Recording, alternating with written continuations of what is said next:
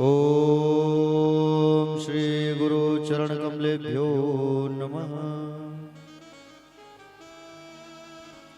ओम श्री स्थान देवताभ्यो नमः।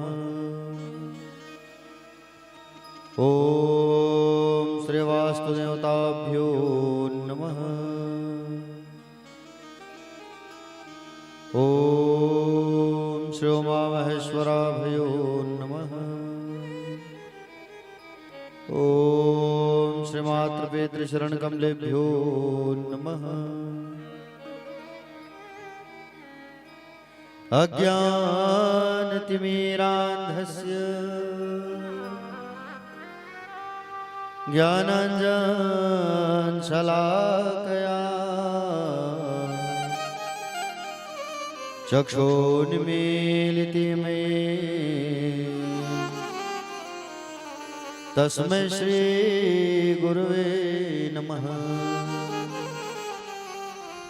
यद्गिरितिस्तिलकायते त्रिभुवने तापत्रयोन्मूलनी यद्वाक्यामृतजीवनिह जनयते स्वान्ति सतामकौतुकम् नारायणं नमस्कृत्यं नरं चैव नरोत्तमं देवी सरस्वतीर्व्यास ततो जयमुदीरयेत्। नमो भगवते तुभ्यं वासुदेवाय धीमहि प्रद्युम्नाय निरुद्धाय नमः संकर्षणाय च शोकरूप प्रबोधज्ञ सर्वशास्त्र विशारदा एतत् कथा प्रकाशे मद्ज्ञान विनाशय वरहापीडं नटवर वपुः कर्णयो कर्णिकारा विभृदासा कनककपिशा वैजन्ती चामाला रन्ध्राण वेणोर्धर शुधया पूरयन् गोपवन्दे वृन्दारण्यस्वपदरमण प्राविशद गीतकीर्तिः देवी प्रपन्नार्ति हरे प्रसीद प्रसीद मातर्जगतोऽखिलस्य प्रसीद विश्वेश्वरी पाहि विश्वम् त्वमीश्वरी देवी चराचरस्य ज्ञानिनामपि चेतांसि देवी भगवती सा बलादा कृष्णमोह महामाया प्रयच्छति। जय जय श्री राधारमण जय जय नवल किशोर जय गोपी चितचोर प्रभु जय जय माखन चोर या कुंदेन्दु तुषार हार धवला या शुभ्रवस्त्रावृता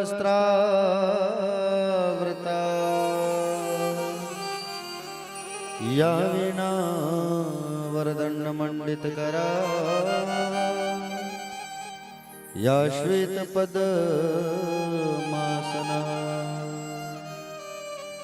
या ब्रह्माच्युतशङ्करप्रभृतिभिः देवै सदा वन्दिता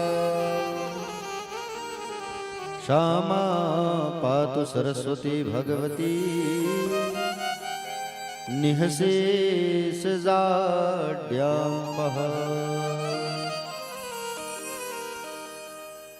जय जय श्री राधारमण जय जय नवल किशोर जय गोपी चितचोर प्रभु जय जय माखन चोर। अधरम मधुरम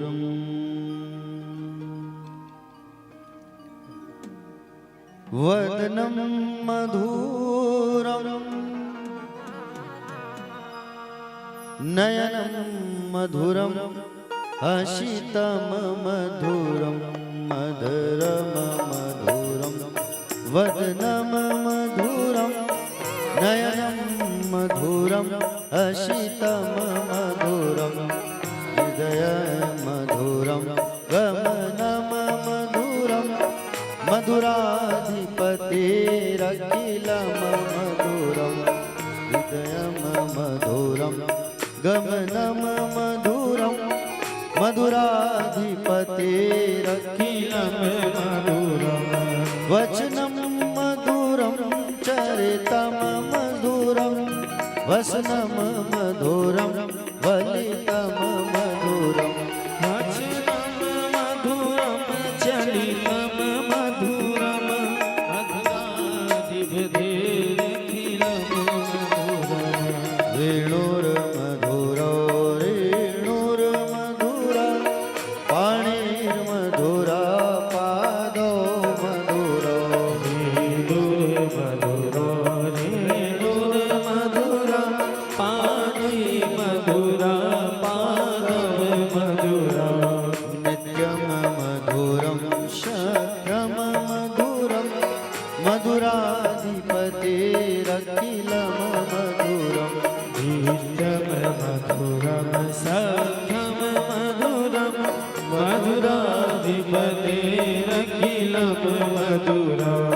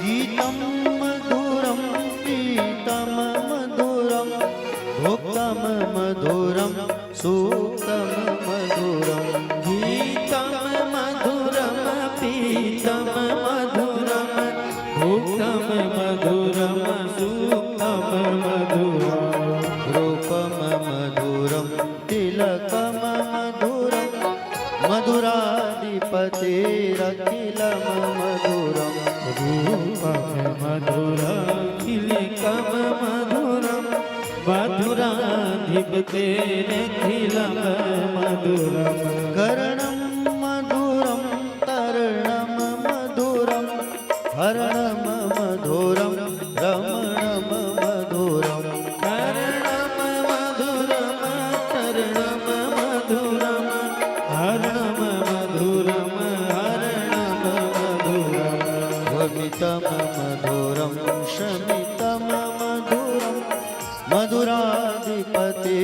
रखिलं मधुरं वमितं मधुरं शमितं मधुरं मधुराधिपतेरखिलं मधुरम्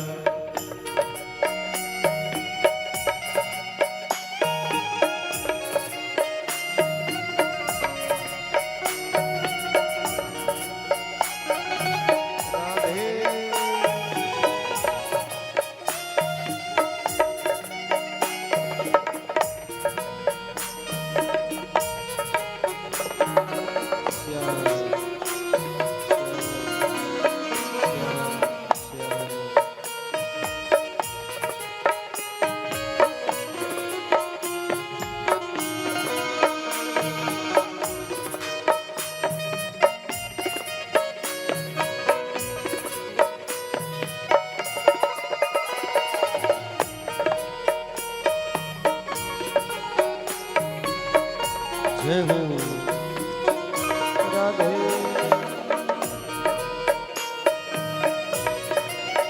श्याम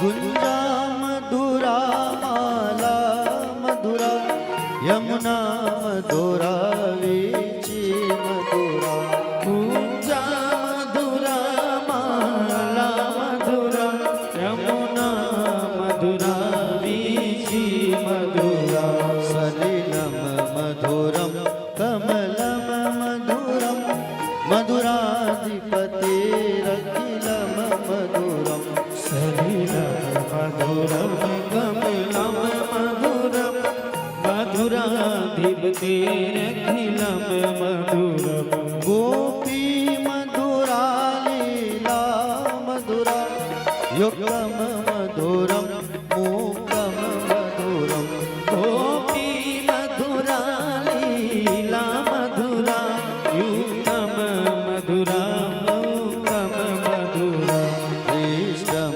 मधुरं शिष्टं मधुरं मधुराधिपतेरखिलं मधुरम् इष्टं मधुरं श्रीष्टं मधुरं मधुराधिपतेरखिलं मधुरम्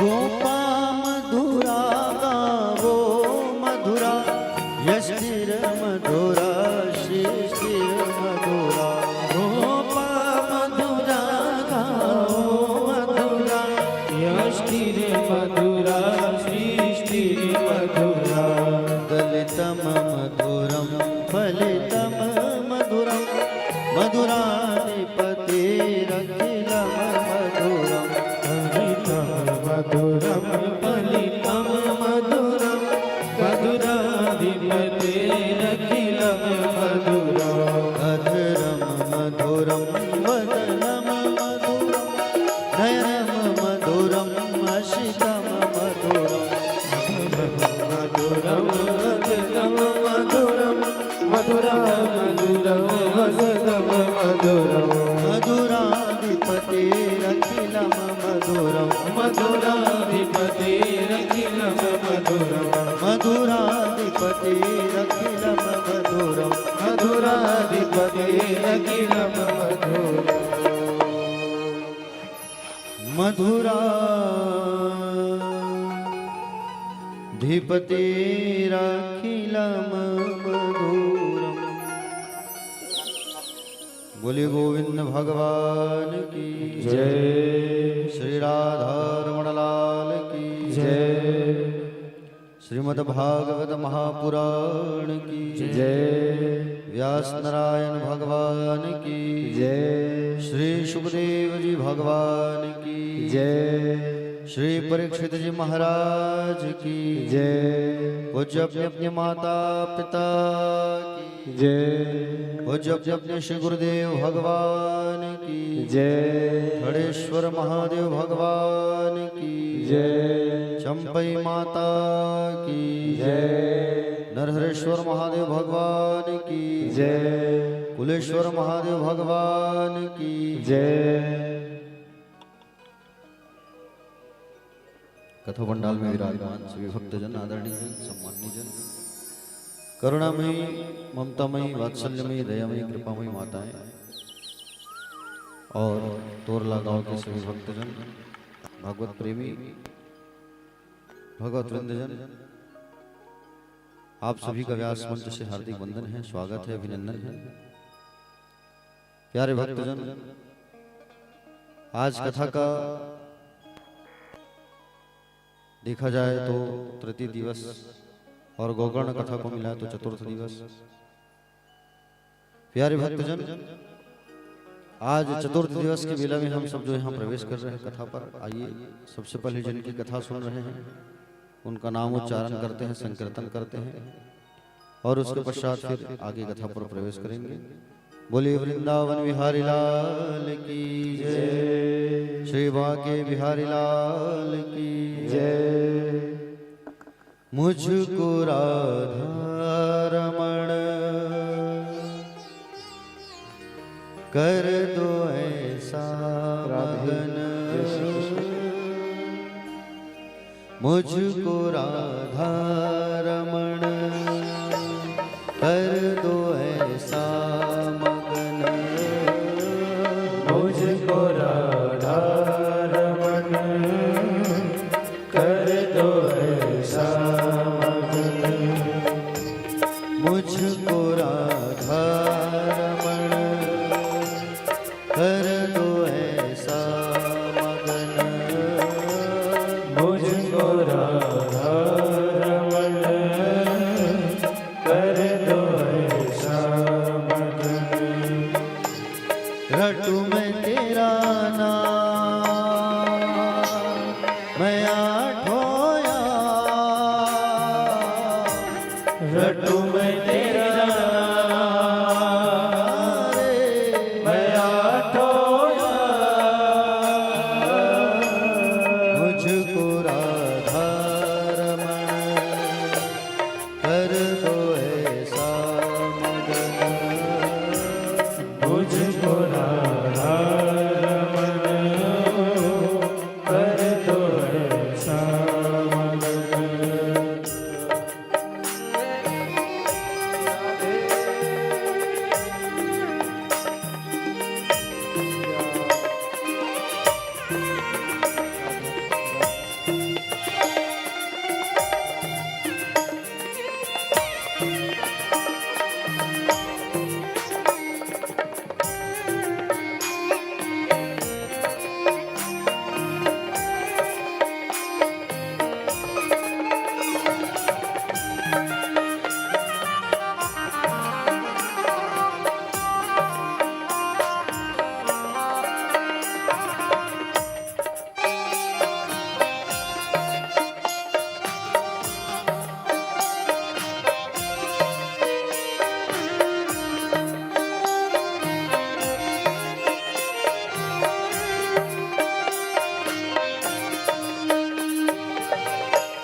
करुणा निधान मोपे कृपा कर लीजिए, करुणा निधान मोपे कृपा कर लीजिए, ब्रज में बसा के मोहे सेवा सुख दीजिए, ब्रज में बसा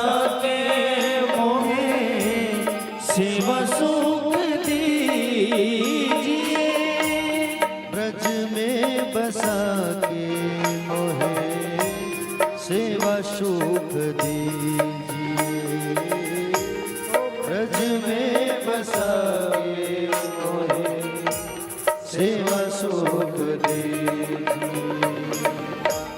प्रेम से भर दो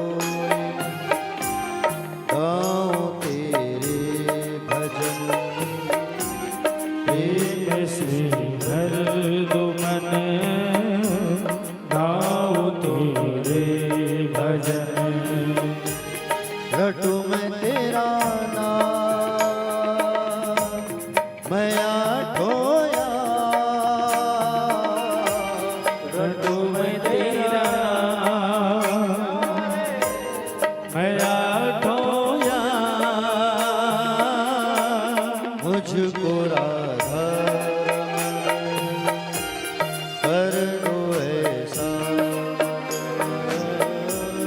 मुझको राधा रमण कर दो वैसा मगन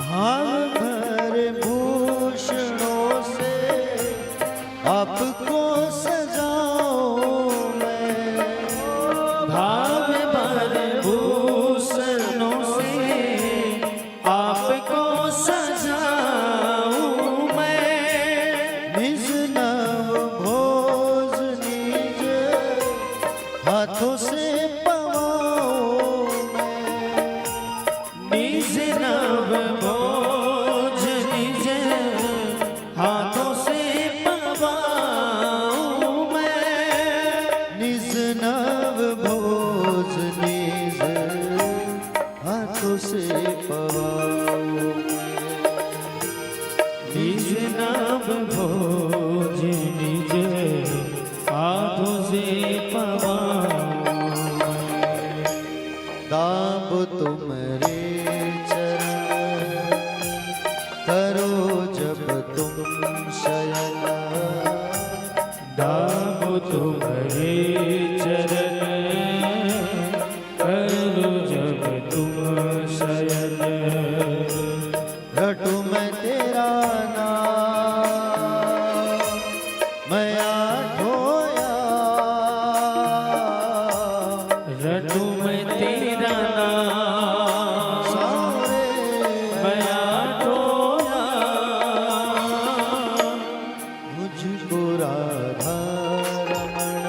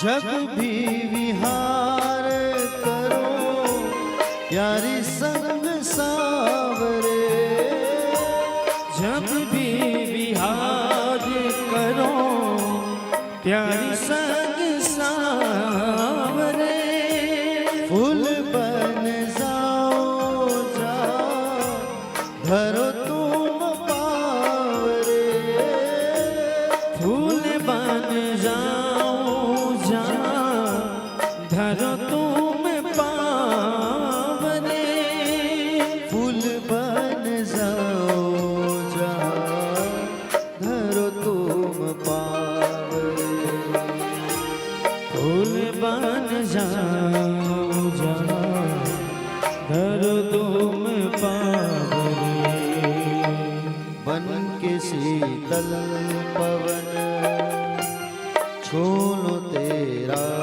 बदन, बन की शीतल पवन छू लो तेरा बदन, रटू मैं तेरा नाम मैं आठों यार, रटू मैं तेरा नाम प्यारे मैं आठों यार, मुझको राधा रमण कर दो ऐसा मगन, मुझको राधा रमन कर दो मुझको राधा रमण कर दो ऐसा मगन, मुझको राधा रमन कर दो ऐसा मगन, मुझको राधा रमण कर दो ऐसा मगन, मुझको राधा रमन कर दो ऐसा मगन, रटू मैं तेरा नाम मैं आठों यार, मुझको राधा रमण कर दो ऐसा मगन। बोले गोविंद भगवान की जय राधे राधे। श्याम से मिला दे। प्यारे भक्तजन, कल हम सब कथा पे भगवान शिव और मां पार्वती के मंगलमय विवाह की कथा रसपान किए थे और आनंद उत्सव हम सब कल मनाए थे।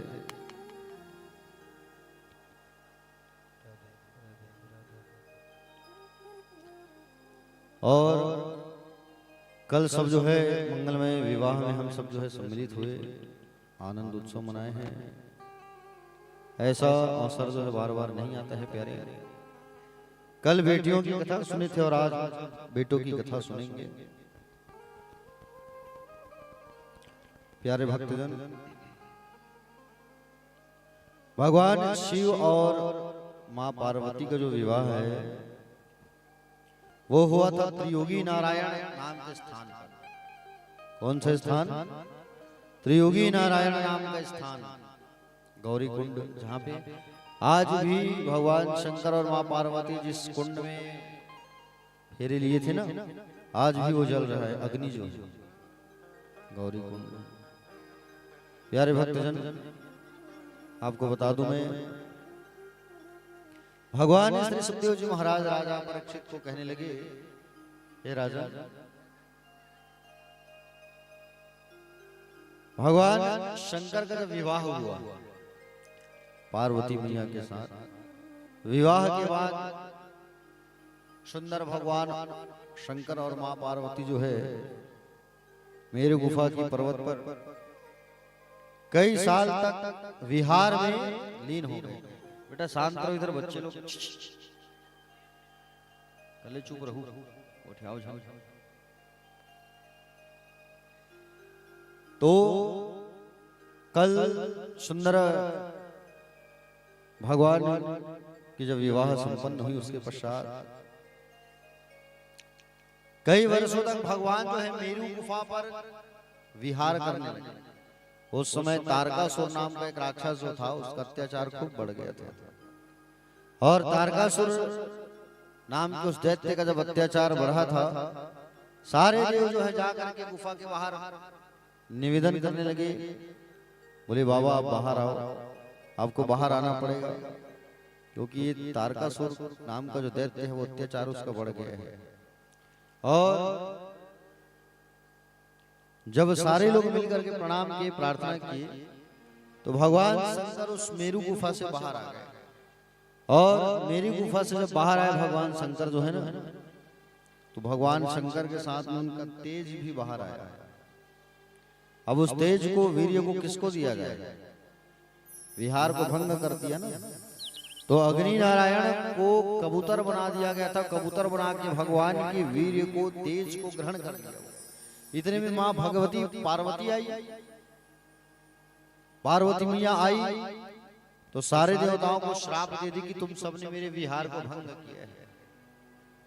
जाओ, श्राप देती हूं मैं कि तुम सब जो है मेरे विहार को भंग किए हो, और अग्नि तुमने हमारे तेज को ग्रहण किया है, आज तुम सर्वभक्षी हो जाओगे। सर्वभक्षी हो जाओगे मतलब सारे लोगों का भोजन तुम ही करोगे। इसलिए अग्नि में हम सबके नाम से आहुति डालते हैं, भोजन देते हैं, स्वाहा स्वाहा करके। उस तेज को अग्नि नारायण संभाल नहीं पाए, और अग्नि नारायण संभाल नहीं पाए तो उसे हिमालय में छोड़ दिया गया। और हिमालय जो है उसे सहन नहीं कर पाया तो गंगा में छोड़ दिया। गंगा में जैसे ही छोड़े तो गंगा मैया उसे किनारे रखती है सरकंडे की घास में, और वहीं पर से तुरंत एक बालक उत्पन्न हो गया, जिसका नाम पड़ा कार्तिकेय। कार्तिकेय जी की उत्पत्ति हो। अब वो बालक का लालन पालन कौन करे? कृतिका नाम की 6 माताएं उस बालक का लालन पालन करते हैं, और कृतिका नाम की माताओं ने लालन पालन किया, इसलिए उसका नाम पड़ा कार्तिक। और कार्तिक जी के नाम से एक महीना भी है जिसमें पूजन करने से, कथन करने से, श्रवण करने से, स्नान करने से फल दुगुना प्राप्त होता है, कार्तिक मास। 6 माता आपस में लड़ने लगे कि हम इनको स्तनपान कराएंगे, हम लालन पालन करेंगे, हम दूध पिलाएंगे। और 6 माताएं जब आपस में लड़ने लगी ना, तो भगवान कुमार कार्तिकेय जी है जो है 6 मुंडी बना के एक साथ 6 माताओं का स्तनपान किए हैं। 6 मुंडी बना के कुमार कार्तिकेय जी, हाँ 6 मुंडी बनाए हैं, और 6 मुंडी बना करके एक साथ स्तनपान किया है। प्यारे भक्तजन, बाद में पता किया कि बोले कहाँ है कार्तिकेय? वहां पर विश्वामित्र जी जो है उनका क्या किए हैं? जातकर्म संस्कार किए हैं विश्वामित्र जी महाराज। तो विश्वामित्र जी को ब्रह्म ऋषियों की गिनती पर उनकी गिनती होती है, कार्तिकेय जी ने आशीर्वाद दिया है। समझ रहे हो ना? विश्वामित्र जी को आप हमारा क्या करो, आप हमारा नामकरण जातकर्म संस्कार करो। तब उन्होंने जातकर्म संस्कार किया है। बाद में कुमार कार्तिकेय जी को वापस लाया गया, और बाद में फिर गणेश जी की उत्पत्ति हुई। गणेश जी की उत्पत्ति की कथा तो आप सब जानते ही हैं। आइए आगे कथा पर प्रवेश करते हैं। कल हम कन्याओं की कथा सुने थे, आज पुत्रों की कथा सुनेंगे। देखो, मनु जी महाराज जो थे, मनु जी महाराज के 2 बेटे थे और 3 बेटियां, आकुति, देवहूति और प्रसूति। इनकी कथा कल आपने सुना, रसपान किया। आज बेटों की कथा सुनेंगे। 2 बेटे थे उनके, एक का नाम था प्रियव्रत और एक का नाम था उत्तानपाद। प्रियव्रत और उत्तानपाद। पहले उत्तानपाद की कथा सुनेंगे, फिर प्रियव्रत की कथा सुनेंगे। उत्तानपाद का अर्थ क्या होता है? उत्तानपाद का अर्थ होता है प्रियव्रतोत्तानपादो शत्रुपापते सुतो वासुदेवस्य कल्याणरक्षायाः जगता स्थितो। प्यारे, बहुत सुंदर प्रसंग है ये। और स्पष्ट बता दूं आपको, व्रत यानी होता है, प्रिय यानी होता है अच्छा, व्रत यानी प्रतिज्ञा। जो अपने जीवन में प्रतिज्ञा ले ले वो है प्रियव्रत। और उत्तानपाद का अर्थ होता है जो माँ के गर्भ से उल्टा पैदा ले, उसे कहते हैं उत्तानपाद। जो माँ के गर्भ से उल्टा पैदा होता है उसे उत्तानपाद कहा जाता है। उत्तानपाद जी महाराज जो है जंगल गए हुए थे एक बार शिकार करने। शिकार करने गए थे तो वहां गंधर्वों की, आदिवासियों की कन्या को देख करके मोहित हो गए और जंगल में ही गंधर्व विवाह करके उनको लेकर के आने लगे। और गंधर्व विवाह करके उनको लेके जब आए, नाम था उसका सुरुचि। जैसे वो आई तब देखी कि बोले ये कौन खड़ी है दरवाजे में, महाराज ये कौन है? तो कहे कि बोले ये जो है कोई दूसरी नहीं, ये जो है हमारी बड़ी रानी है, प्रथम पत्नी है। इस पर उन्होंने जवाब दिया अगर ये रहेगी महाराज यहाँ तो हम नहीं रह सकते। सोच लो आप, अभी भी कुछ नहीं बिगड़ा है। उनके मन में ख्याल आ गया अगर इसका बेटा होगा तो सारे संपत्ति को, राज्य का उत्तराधिकारी इसके बेटे को बनाना पड़ेगा, क्यों ना मैं इसको घर से बाहर करवा दूं। आते कह रही है कि बोले महाराज अगर ये यहाँ रहेगी ना तो मैं नहीं रहूंगी, अब आप सोच लो। इस बात को सुन करके बड़ी रानी सुनीति मैया जो है खुद ही घर छोड़ के चली गई। मेरे पति की खुशी में जो खुशी है मैं वो करूंगी। सौत की खुशी, सौत के कारण अपने पति को छोड़ के आश्रम में जाके रहने लगी सुनीति मैया। सुनीति और सुरुचि दोनों में बहुत फर्क है, ध्यान देना। सुरुचि किसे कहा जाता है? सुरुचि का अर्थ होता है जो आपका जो ये मन है, जो इंद्रियां हैं, वह संसार के विषय वासनाओं की ओर भगता है। रुचि, आप यहाँ बैठे हो, आपका मन करेगा कि मैं थोड़ा चाय पी लेता, ये चाय पी लेती, आलस से लग रहा है, चाय मिल जाता तो अच्छा होता। आपका मन कह रहा है ना, रुचियों की ओर भग रहा है। अरे कथा सुनने कहाँ जाएंगे, घर में तो ऊपर लाउड स्पीकर लगा है, पोंगा लगा है, आवाज आ रहा है, घर में बैठ के कथा सुनेंगे, चाय पानी पी। ये मन कहता है आपका। हम संसार के विषय वासनाओं की ओर हम जल्दी भगते हैं और उसी विषय वासनाओं की ओर हमको जल्दी नहीं भगना है। मन को क्या बनाओ आप? अपने आप को सुनीति बनाओ, सुरुचि मत बनाओ। सुनीति का अर्थ होता है जो जीवन में अच्छी नीति बना करके जीवन यापन करे, वो है सुनीति। तो सबको साथ लेकर चले और अच्छी नीति से सुंदर जीवन परिवहन करे, जीवन को चलाए, वो है सुनीति। सुनीति मैया जो है चली गई आश्रम में और आश्रम में जाके रहने लगी। संतों की सेवा करी और वहां झाड़ू लगाने लगी, पोछा करने लगी, संतों की सेवा, जूठे पत्थर उठाने लगी। सुनीति मैया गर्भवती थी और गर्भवती थी सुनीति मैया। तो सुनीति मैया जो है संतों की सेवा करने लगी, मीठा खाने लगी, प्रसाद खाने लगी, जिसके चलते जो बालक आया उनका, उसका नाम पड़ा ध्रुव। क्या नाम पड़ा? ध्रुव नाम पड़ा उनका, ध्रुव। और ध्रुव जब नाम पड़ा उनका तो ये ध्रुव जो है बड़ा संस्कारी बालक निकला, बड़ा संस्कारी। क्योंकि माँ जो है गर्भवती थी ना, तो गर्भवती थी माँ जो है, तो प्यारे भक्तजन संतों की सेवा की है, पूजन की है, वर्चना की है, वंदना की है, आराधना की है। गर्भवती माताओं को हमेशा एक बात ख्याल रखना चाहिए, गर्भवती माताओं को हमेशा भगवान की पूजन करना चाहिए, सत्संग करना चाहिए, संकीर्तन करना चाहिए। समझ रहे हैं? लेकिन आजकल की गर्भवती माताओं को मीठा खाना पसंद नहीं है, खट्टा खाना पसंद है कि नहीं? शाम को जैसे हुआ पतिदेव आए तो चलो चौपाटी चले, रायपुर में अक्सर ये होता है। आज की गर्भवती माताएं जो है गुपचुप खाना पसंद करती हैं, लेकिन मीठा भगवान का प्रसाद खाना पसंद नहीं करती। सही बात है कि नहीं? अरे भाई गर्भवती हो आप अगर खट्टा खाओगे तो आने वाला जो बच्चा रहेगा वो भी खट्टा बोलेगा, टाय टाय बोलने वाला। समझ रहे हो ना? हाँ, सत्य बात है। और दिन की शुरुआत मीठा खा के करोगे, भगवान का चरणामृत पियोगे, पूजन करोगे, गीता का पाठ करोगे, श्रवण करोगे, तो बच्चा जो होगा वो संस्कारी निकलेगा। समझ रहे हो ना? ध्रुव जो है अविनाशी था, संस्कारी बालक था प्यारे ध्रुव जो है। ध्रुव के अंदर संस्कार जो है कूट कूट के भरा था। ध्रुव जी महाराज बड़े ही संस्कारवान बालक है ध्रुव जी महाराज। एक दिन की बात है, संतों ने कहा सुनीति से कि सुनीति बोले तुम हमसे कुछ मांग लो और हम तुमको देना चाहते हैं। तो संतों से क्या मांगी है वो? संतों से मांगी है कि मुझे मुझे कुछ मत दो महाराज, जो मेरे घर छोटी रानी आई है उसका कोई संतान नहीं हुआ है ना, तो उनको एक संतान दे दो। संत कहने लगे, बोले जिसके आगमन से तुम बाहर आ गई हो, जिसके आने से, और तुम जो है उसके लिए संतान की कामना कर रही हो। बोले नहीं महाराज, बोले संसार में कोई दुखी न रहे। देखो सुनीति मैया को अपने उस सौतन के लिए भी संतान की कामना कर रही है, संतान मांग रही है, वो बताइए। ऐसा होना चाहिए। संतों ने आशीर्वाद दिया तो सुरुचि जो थी, सुरुचि का एक बेटा हुआ, और सुरुचि का जो बेटा हुआ उसका नाम रखा गया उत्तम।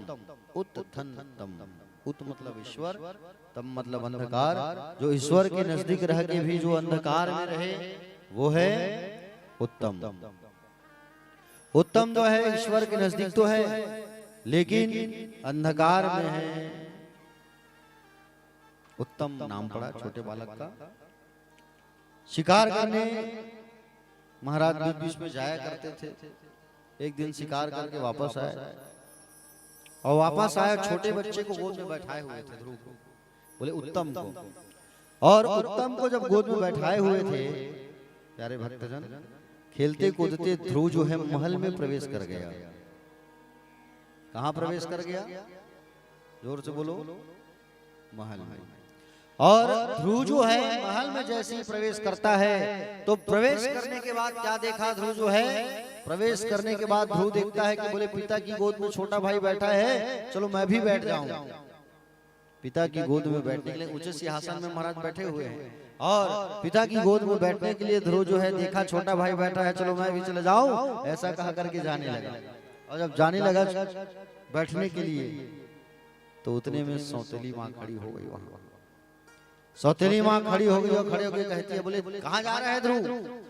बोले पिता की गोद में बैठना है। मन कर रहा है आज मैं भी पिता की गोद में बैठ जाऊं। अच्छा चला आया तो पिता की गोद में बैठने वाला, वारे बालक चल जा, निकल यहां से, तू अपने पिता की गोद में नहीं बैठ सकता। तू अगर पिता की गोद में बैठना है तो तुझे मेरे कोख से जन्म लेना होगा, मेरे गर्भ से। जा उस परम पिता परमेश्वर को प्राप्त कर, और परम पिता परमेश्वर जब तुझे मिल जाए, परम पिता जब तुम्हें मिल जाए, तब उनको कहना कि तुम मेरे गर्भ से तुम्हें जन्म देने को कहे। अब मेरे गर्भ से जब तू जन्म लेगा तब पिता की गोद में बैठ पाएगा। जा, अन्यथा नहीं बैठ सकता तू। प्यारे भक्तजन, ध्रुव जी महाराज को धक्का दे दी मैया जो है, और ध्रुव जी महाराज रोते रोते रोते रोते रोते रोते आगे बढ़ने लगे। छोटा सा बच्चा है, और छोटा सा वो बालक है, रोते रोते रोते रोते माँ के पास जाने लगा। माँ के पास जा रहा है, दौड़ के दासी गई आश्रम, और दासी जो है जा करके सब बात बता देती है। बोले माँ, आज तुम्हारा बेटा जो है रोते रोते आ रहा है, भरी सभा में उनका अपमान किया गया, और भरी सभा में उनका अपमान हुआ है। छोटा सा बालक 5 साल का, महाराज ने आज उन्हें अपने गोद में बिठाया नहीं, वो रोता हुआ आ रहा है। भरी सभा में उनका अपमान किया गया, माँ वो आ रहा है, और माँ के पास जैसे ही आया तो माँ को गले से लगा लिया। माँ को गले से लगाया, रो रहा है। माँ, मैंने आज ऐसा क्या कर दिया माँ? क्या आप मेरी माँ कहलाने की लायक नहीं है माँ? बताओ। माँ, आज मैं भरी सभा में मेरी उस सुरुचि माँ ने अपमान कर दिया। माँ, क्या मैं इतना बुरा हूं जो पिता की गोद में बैठने के लायक भी नहीं हूं? माँ, प्यारे बालक रोते रोते आया है माँ के पास, आंखों में आंसू है, आंसू की धार है आंखों में। बालक जो है रो रहा है, केवल सिसक के रो रहा है। चुप हो जाओ बेटा, चुप हो जा, क्यों रो रहा है? माँ, क्या आप मेरी माँ कहलाने के योग्य नहीं है? क्या आपके गर्भ से जन्म लेकर मैंने कोई बहुत बड़ा पाप कर दिया है माँ? ऐसे कौन से सद्गुण विद्यमान हैं उस सुरुचि मैया में जो आपने वो गुण नहीं है माँ? आज भरी सभा में मेरा अपमान कर दिया गया। पिता की गोद में बैठने की एक प्रबल इच्छा थी माँ, और पिता की गोद में बैठने की इच्छा से लेकर के मैं गया हुआ था, लेकिन आज मेरा अपमान कर दिया गया। अगर मैं वास्तव में आपका पुत्र हूं मां, तो मैं एक एक शब्द का बदला लूंगा उस सुरुचि मैया से। तुरंत मैया ने मुंह को बंद कर दिया, बोले चुप हो जा। तुरंत मुंह को बंद कर दिया। मां मंगलम तात परे सुमंस्थाम भुंगते जनो यदवर दुगदस्तदा सत्यम सुरुच्चा भीतम भवान में यद दुर्भाग्य उदरे गृहता। बेटा चुप हो जा, मैंने तुझे ये संस्कार तो नहीं सिखाया है कि तू बदला लेने जाएगा। ये बदला अदला बदला की बात तुम्हारे मन में कहां से आई? बोलो। तुम जो है मेरे बालक हो, और मेरे बालक हो तुम जो है बदला वाली शब्द अपने मुंह से मत निकालो बेटा। सुनीति मैया जो है आज अपने बालक को गले लगा करके रो रही है।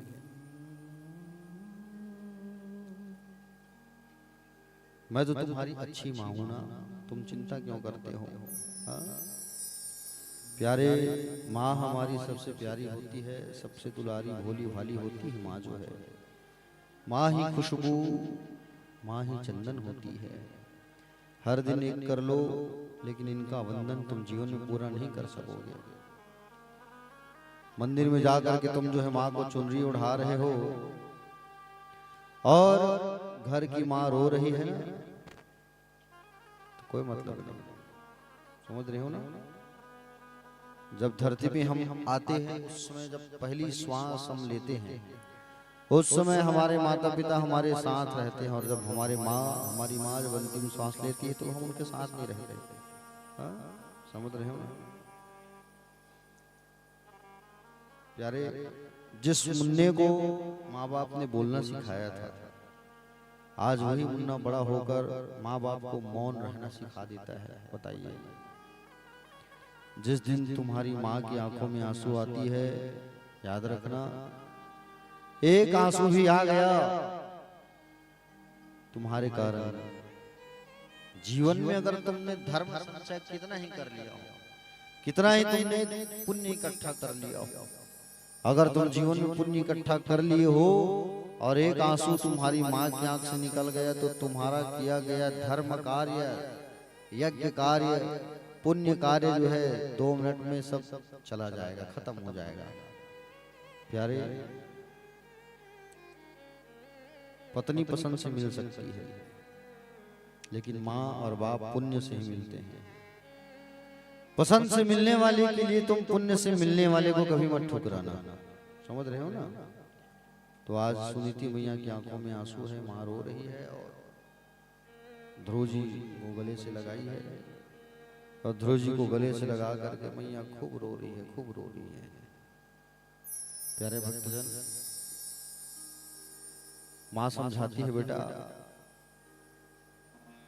अगर तुझे वो सौतेली माँ ने कहा है कि जा जंगल जा और भगवान को प्राप्त कर, तो उसको तुम लक्ष्य बना लो अपने जीवन का, और जाओ और जा करके तुम जो है भगवान को प्राप्त करो, ईश्वर को प्राप्त करो। ये मेरा आशीर्वाद है। माँ मैं कहाँ जाऊं? बोले तुम जंगल चले जाओ, जंगल में जाओ, और जंगल में जाकर के तुम जो है भगवान को प्राप्त करो। माँ भगवान दिखाई देंगे मुझे, रहते कहाँ हैं? ध्रुव, जैसे फूलों की खुशबू दिखाई नहीं पड़ती, उसी तरीके से भगवान दिखाई नहीं पड़ते, रहते जरूर हैं लेकिन दिखते नहीं हैं। माँ आज अपने उस बालक को समझा रही है, जाओ बेटा वन में जाओ और उस ईश्वर को प्राप्त करो। वो ध्रुव आज रोते रोते विदा कर रही है। 5 साल के ध्रुव को कोई बालक, कोई माँ अपने छोटे से 5 साल के बच्चे को जंगल नहीं भेज सकती, इतना बड़ा जिगर किसी का नहीं है। लेकिन सुनीति मैया ने अपने 5 साल के बेटे को जंगल भेजा है। बताइए आप,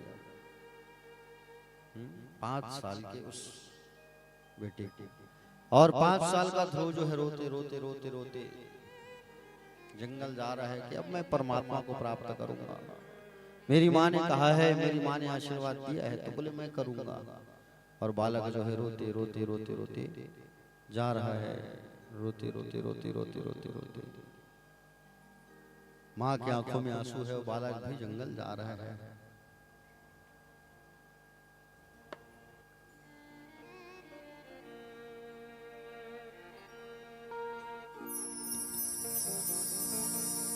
ममता की है तू,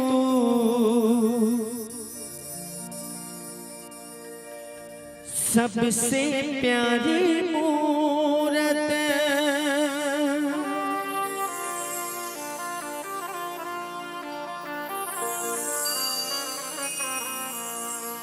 भगवान नजर आता है जब देखे तेरी सूरत।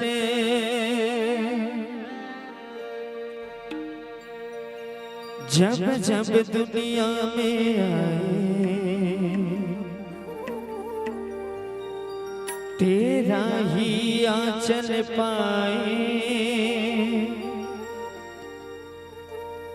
जन्मों की दीवारों पर हम नाम अपना लिख जाए। ये बंधन तो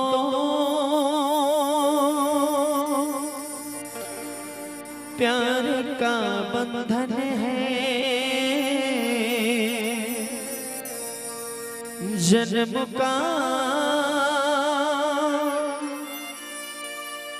संगम है।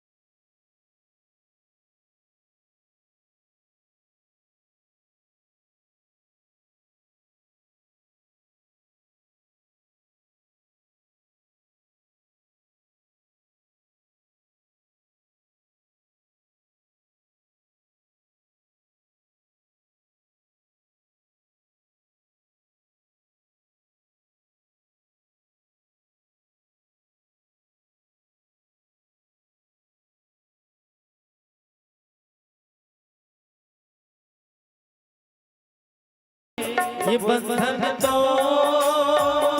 प्यार का बंधन है, जन्मों का संगम है।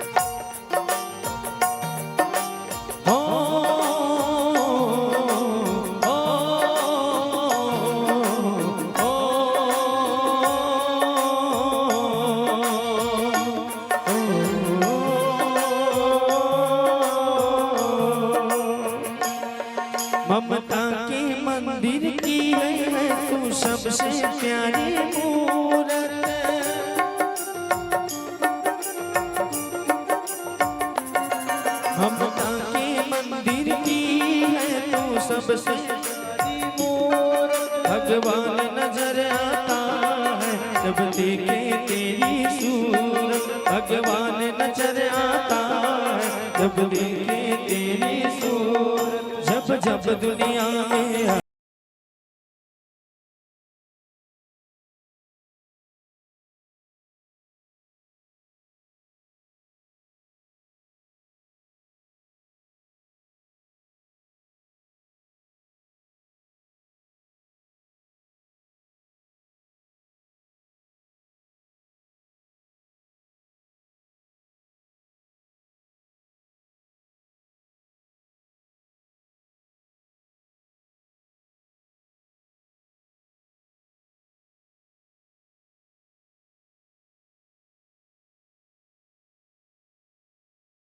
उससे भी बड़ा बाप का साया होता है।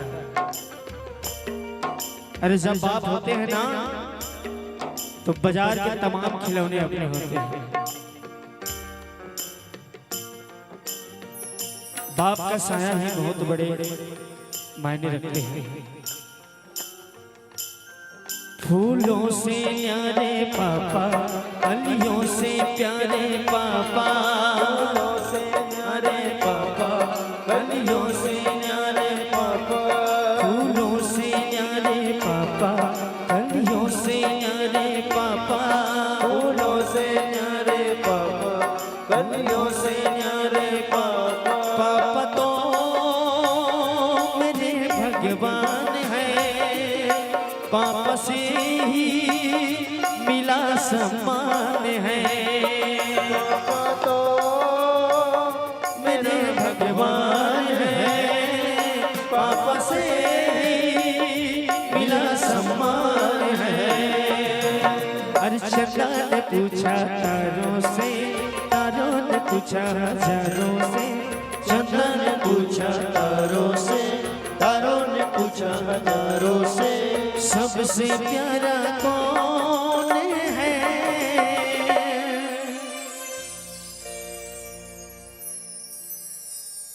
मेरे ख्याल से सभी सुने होंगे इस गाने को। चलिए दोनों हाथों को उठा करके बोले अपने अपने माता पिता की राधे राधे। और सभी साथ में गाने का प्रयास करेंगे।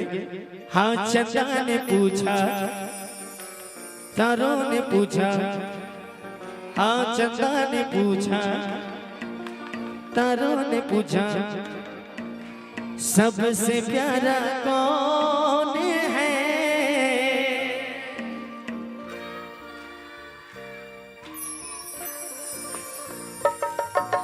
पापा मेरे पापा, पापा मेरे पापा।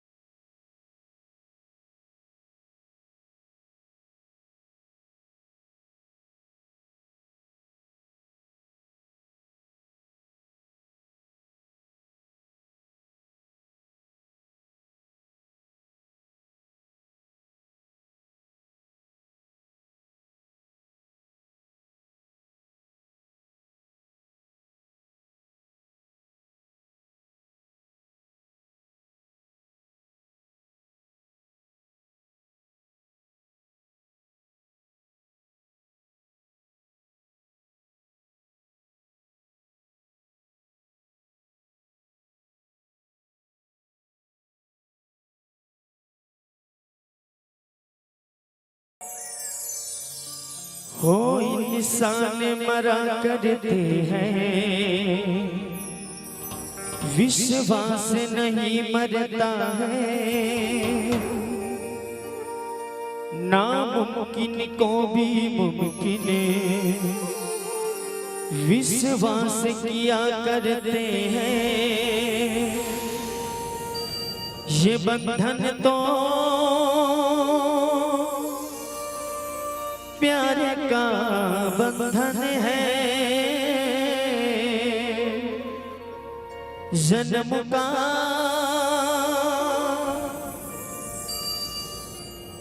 संग में है।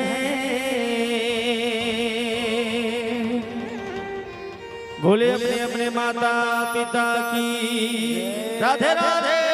श्याम से मिला दे।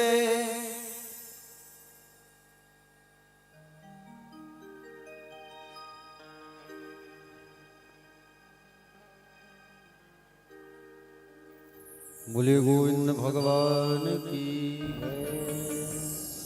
चलिए जितने यहाँ बैठे हैं सब अपने हाथ उठाइए, आगे पीछे सब मेरे साथ कहिए राधे राधे, और थोड़ा जोर से राधे राधे। श्याम से मिला दे। ऐसे नहीं, एक साथ मिलके आगे पीछे आजू बाजू पाछू सब राधे राधे ऐसा। तो आज ध्रुव जी महाराज रोते रोते जंगल जाने लगे,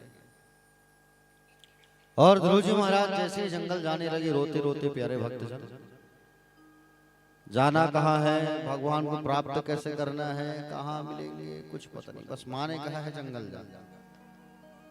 जंगल में किस जगह जाना है वो भी नहीं पता, क्या बोलना है वो भी नहीं पता, भगवान मिलेंगे कैसे अब ये बताओ।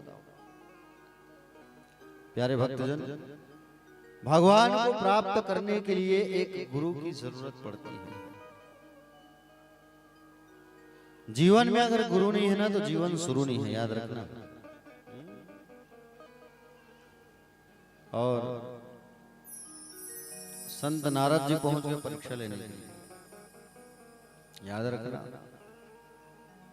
संत जो है, संतों से जब मुलाकात होती है तो संत तुम्हें ठोक पीट करके तुम्हारी परीक्षा लेते हैं कि वाकई में उस लायक है कि नहीं, भगवान को प्राप्त करने के लायक है कि नहीं। और परीक्षा लेने के बाद जब परीक्षा में पास हो जाओगे तब तुमको रास्ता बताएंगे कि तुमको ये इस रास्ते में जाना है, तब ईश्वर की प्राप्ति होगी, भक्ति की प्राप्ति होगी। नारद जी आए और नारद जी आकर के कहने लगे ध्रुव से, क्यों कहां जा रहे हो भैया? बोले ध्रुव जी ने कहा, बोले आप कौन हैं? मुझे लोग नारद कहते हैं। अच्छा संत नारद जी, मैंने सुना है अपनी माँ से आपके बारे में, प्रणाम। बोले कहाँ जा रहे हो तुम? जंगल में।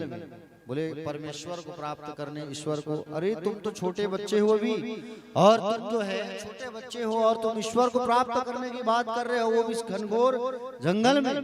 अगर कोई शेर भालू आया और तुम्हें खा गया तो तुम क्या करोगे? कौन बचाने आएगा तुम्हें? तुम्हें भूख लगी कि तू खाना देने कौन आएगा? बोलो। यहाँ तो शेर भालू तुम्हें नाश्ता समझ के खा जाएंगे। तब ध्रुव ने कहा, अगर मुझे भूख लगेगी, प्यारे जब हम जन्म लेते हैं और दांत नहीं रहता तो भगवान दूध का प्रबंध कर देते हैं। छोटे बच्चे को दूध पिलाते हैं कि नहीं पिलाते हैं? और दांत जब आ जाता है तो खाने पीने का भी प्रबंध हो जाता है ऑटोमेटिक। उसी प्रकार से मेरे लिए सब प्रबंध हो जाएगा, मुझे चिंता नहीं है किसी बात की। बस मुझे तो ईश्वर को प्राप्त करना है, भगवान को प्राप्त करना है, प्रभु को प्राप्त करना है मुझे बस। नारद जी ने कहे कि बोले लोहा गर्म है, बस थोड़ा मारने की देरी है। नारद जी कानों में मंत्र दे दिए, ओम नमो भगवते वासुदेवाय। 12 अक्षर मंत्र कान में फूंक दिया और ओम नमो भगवते वासुदेवाय कान में मंत्र जैसे ही मिला, तब नारद जी ने कहा, पुत्र तुम चले जाओ मधुवन, और मधुवन में जाकर के तपस्या करो। मधुवन बोले तो मथुरा, मथुरा में भगवान का आज भी वास होता है, समझ रहे हो ना? ये मथुरा शब्द देखो, मथुरा, इस मथुरा शब्द को उल्टा कर दो और थू को हटा दो, क्या बन जाएगा? राम। मथुरा, अब इसे उल्टा करो, राथुम, हुआ कि नहीं हुआ? राथुम, थू को हटा दो, बन गया राम। समझ रहे हो ना? तो मथुरा चले जाओ तुम, और मथुरा में जाकर के भगवान की भक्ति करो, पुत्र तुम्हें जरूर भगवान प्राप्त होंगे। क्योंकि शास्त्र में भी कहा गया है, गुरु बिन भवनिधि तरई न कोई, जो विरंच शंकर श्रम होई। गुरु के बिना कोई इस भवनिधि से पार हो ही नहीं सकता, एक गुरु होना जरूरी है। पहली जो गुरु होती है वो तो हमारे माता और पिता होते हैं। दूसरे गुरु होते हैं हमारे स्कूल वाले और तीसरे गुरु होते हैं हमारे कर्ण दीक्षा वाले। और वो कर्ण दीक्षा वाले जो गुरु होते हैं वही इंपॉर्टेंट होते हैं, याद रखना। समझ रहे हो ना? जिनके जीवन में गुरु नहीं उनका जीवन भैया शुरू नहीं। ग कहते हैं अंधकार को, रू कहते हैं प्रकाश को। और जो हमारे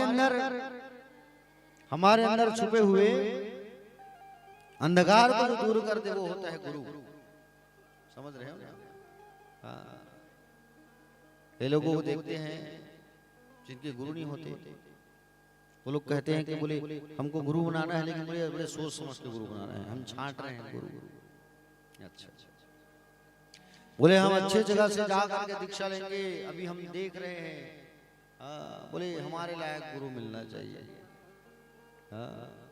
ऐसे लोग तो घोर नरक में जाते हैं। आपको बता दूं, जिनसे आपको ज्ञान मिल जाए, जिनसे आपका समाधान हो जाए समस्या का, आप उन्हें गुरु मान लो। गुरु ढूंढने की जरूरत नहीं है। दत्तात्रेय जी ने 24 गुरु बनाया था। बताया था कल में। गुरु ढूंढने की जरूरत नहीं होती है प्यारे।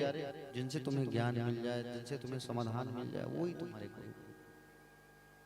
आज ध्रुव जी महाराज को कान में मंत्र दिए, 12 अक्षर मंत्र, ओम नमो भगवते वासुदेवाय। इस मंत्र का सबको जाप करना चाहिए, ओम नमो भगवते वासुदेवाय। समझ रहे हो ना? ये ओम नमो भगवते वासुदेवाय जो 12 अक्षर 12 अक्षरों का मंत्र है, इसमें खूब शक्ति होती है। सबको बोलना चाहिए। एक माला तो सबको जाप करना चाहिए रोज। एक माला अगर आप जाप नहीं कर पाए कोई बात नहीं, कम से कम 12 बार बोलो ओम नमो भगवते वासुदेवाय। समझ रहे हो ना? हाँ, आओ मेरे साथ बोलना सब संगीत में। ओम नमो भगवते वासुदेवाय। गाइए, आवाज सबका आना चाहिए। चलो। ओम नमो भगवते वासुदेवाय।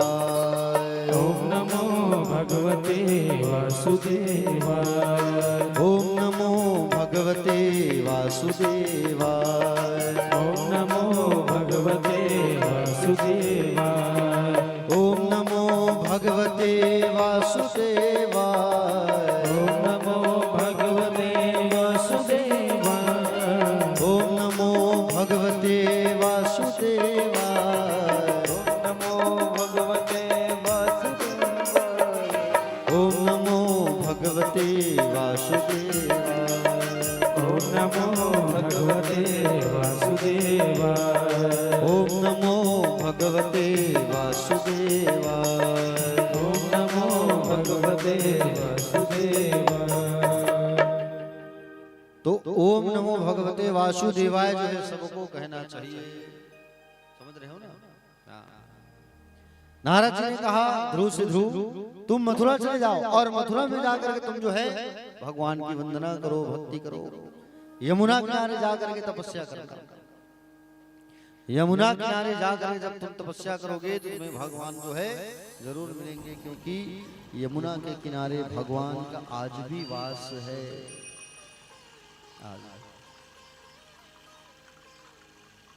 भगवान वृंदावन में आज भी रहते हैं। वृंदावन उनका घर है। समझ रहे हो ना? एक बार नेपाल से दो पति पत्नी आए थे वृंदावन दर्शन करने के लिए, नेपाल से। और नेपाल से आए थे पति पत्नी दर्शन करने के लिए ठाकुर जी का। एक हफ्ता वहां रुके। बिहारी जी के मंदिर जाते थे, रोज फूल माला चढ़ाते थे, तुलसी की माला चढ़ाते थे, पेड़ा चढ़ाते थे। एक हफ्ता तक खूब दर्शन किए, खूब वृंदावन धाम भगवान की भक्ति किए, घूमे। जब जाने की बारी आई, और जब जाने की बारी आई तो दोनों आके ठाकुर जी के सामने हाथ जोड़ करके कहे, ठाकुर जी आज हम जा रहे हैं और हम जा रहे हैं, आप भी हमारे साथ चलो। जाने की तो इच्छा नहीं है वृंदावन छोड़ के, लेकिन आप भी हमारे साथ चलो। इतना कहा कि अपने गाड़ी में बैठने लगे। सुबह सुबह जा रहे थे, शाम को दर्शन किए, हम सुबह सुबह निकल रहे थे 5 बजे, 5:30-6 बजे। मंदिर के गोस्वामी जी आए और मंदिर के गोस्वामी जी आकर के मंदिर खुलने लगे। मंदिर खुले तो देखिए बांके बिहारी का मूर्ति गायब है वहां से। और बांके बिहारी की मूर्ति गायब है, वृंदावन मुख्य बिहारी जी की मूर्ति। और मुख्य बिहारी जी की मूर्ति गायब। भैया सोचो, वाह वाह। पुजारी जी जान गए कि जरूर बिहारी जो है किसी एक भक्त के साथ बैठ के जा रहे होंगे, ढूंढने लगे गलियों में। एक गाड़ी देखे तो उसमें उसके पास गए दौड़ करके पुजारी जी, और जा करके दौड़ के उनके पास गए और दौड़ करके उनके पास सब गए। तब देखा कि बोले गाड़ी में छोटा बालक बैठा है। अरे रुको भैया, रुको रुको रुको रुको। गाड़ी रुकी, पीछे जाके पुजारी जी बोले, पुजारी जी पीछे गए, पीछे जाकर के बोले प्रभु रोज यहाँ लाखों भक्त आ रहे हैं दर्शन करने के लिए, और आप एक भक्त के लिए वृंदावन छोड़ के जा रहे हो, मेरे साथ चलो आप। और ठाकुर जी के हाथ को सुंदर पकड़ करके पुजारी जी लेकर के आए, बैठाए। ठाकुर जी खड़े हो गए, स्थापित हो गए। आज भी ठाकुर जी वहां वृंदावन में रहते हैं। वृंदावन को वो कभी नहीं छोड़ सकते, कभी नहीं। उनका घर है वृंदावन धाम जो है। तो उसी वृंदावन में मथुरा पर ध्रुव जी महाराज गए तपस्या करने के लिए, और तपस्या करने जब गए हुए हैं ना तो अमोघ तपस्या किया है, कठोर तपस्या किया है ध्रुव जी। 5 साल के बालक छोटे से 3 दिन का उपवास उठाए हैं ये, 3 दिन का। सोचिए आप कितने दिन का। अरे बोलो हो, चुप ही ना माठो, कुछ तो बोलो तोरला के भक्तों। 3 दिन का उपवास, और एक साथ 3 दिन का उपवास। सोचो 5 साल का बच्चा है और 3 दिन का उपवास उठाया है। यहाँ हम 3 दिन तक जब खाते नहीं है तो हालत गंभीर हो जाती है। अब वो 5 साल का छोटा बच्चा 3 दिन का उपवास कैसे उठाया होगा, सोचिए।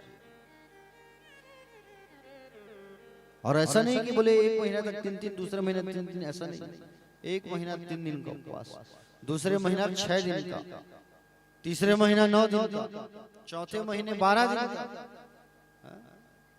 उपवास। सोचो आप, छोटा सा बच्चा है, वाह रे बालक। मन में अगर हम साधना कर लेते हैं ना कि हमको ईश्वर को प्राप्त करना है, और अगर हम लक्ष्य बना लेते हैं प्यारे भक्तजन, तो हमें भगवान जरूर प्राप्त होते हैं। धर्म अर्थ मोक्ष की अगर प्राप्ति चाहिए, धर्म अर्थ काम मोक्ष, तो तुम्हें जरूर भगवान के ईश्वर के चरणों का मनन करना होगा, चिंतन करना होगा। और आज ध्रुव जी महाराज यमुना किनारे खड़े हुए हैं, और यमुना किनारे खड़े हुए हैं और तपस्या करना चालू किए। कैसा तपस्या कर रहे हैं प्यारे, तो बताया गया है त्रयारांते प्राप्ते कपितर पदराशना आत्मवृत्तनुसारेण मासम नित्ये अर्चयनम हरि। अखंड भजन चल रहे हैं महाराज ध्रुव जी का। 1 महीना क्या खाते थे, बोले 3 दिन का उपवास रखते थे ना, तो तीसरे दिन क्या खाते थे, फल फूल पत्ते, यमुना का पानी, वायु। फल पत्ते और यमुना का जल, फूल, बस और कुछ नहीं। जंगल में और क्या मिलेगा। दूसरा महीना आया तो 6 दिन का उपवास, 6 दिन का उपवास दूसरे महीने में। और 6 दिन का उपवास जब हुआ दूसरे महीने में ना,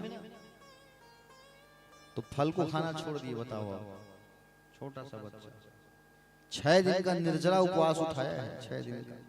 पहले महीने में तो चलो फल भी खाता था तो शरीर में कुछ ताकत रहे, अब तो दूसरा महीना में फल खाना छोड़ दिया, फूल पत्ते वायु यमुना का पानी, बस। तीसरा महीना आया तो 9 दिन का उपवास, 9 दिन। यहाँ जब हम 9 दिन का उपवास रहते हैं नवरात्रि में, एक आध दिन को न रही जैसे निर्जला उपवास, बीपी हिलो हो जाते है, डॉक्टर ला बुलाने लग जाते है कि नहीं। और 9 दिन का उपवास किया है ध्रुव जो है। तीसरे महीने में फल फूल त्याग दिया, पत्ता त्याग दिया, केवल जल और वायु। चौथा महीना में 12 दिन का उपवास, अब तो जल पीना छोड़ दिया। अखंड साधना, अपनी तपस्या को बढ़ाने लगा, कठोर तपस्या। भगवान आपको आना पड़ेगा।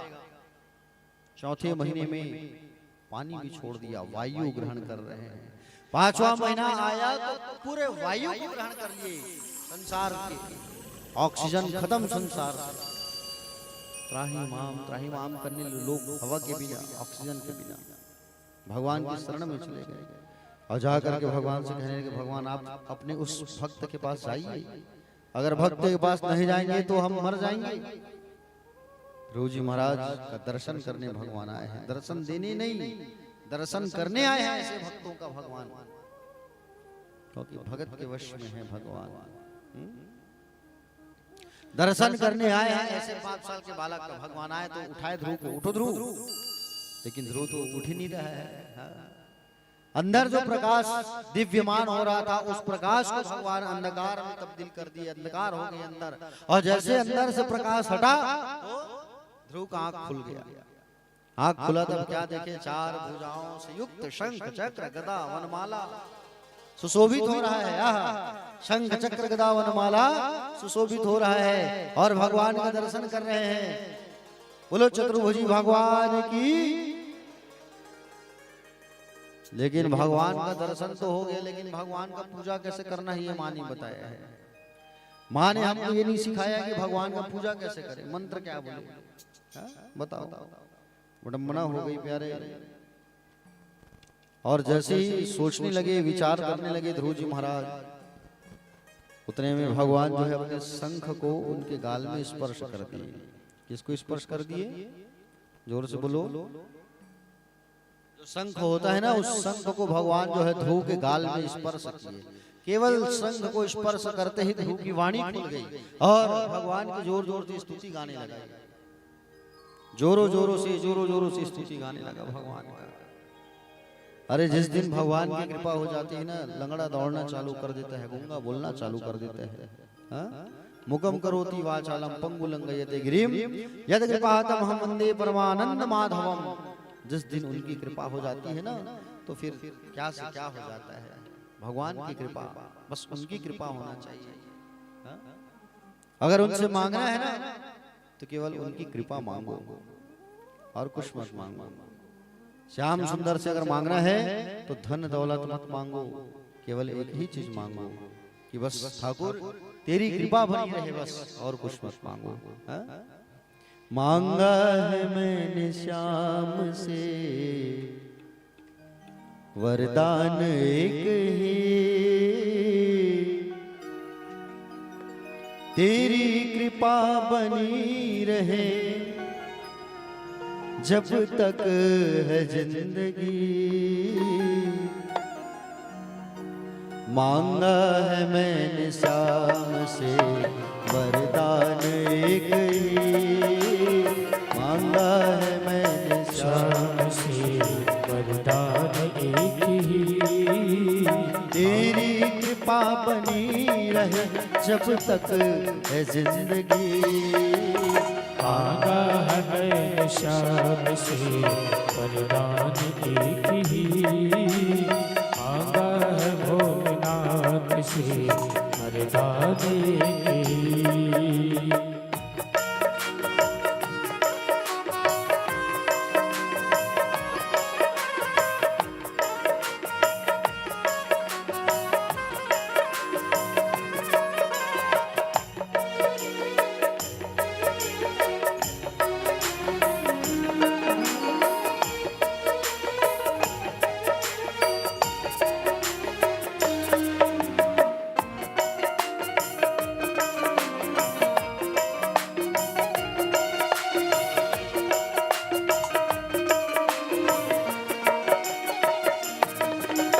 जिस पर प्रभु का हाथ था वो पार हो गया, जिस पर प्रभु का हाथ था वो पार हो गया।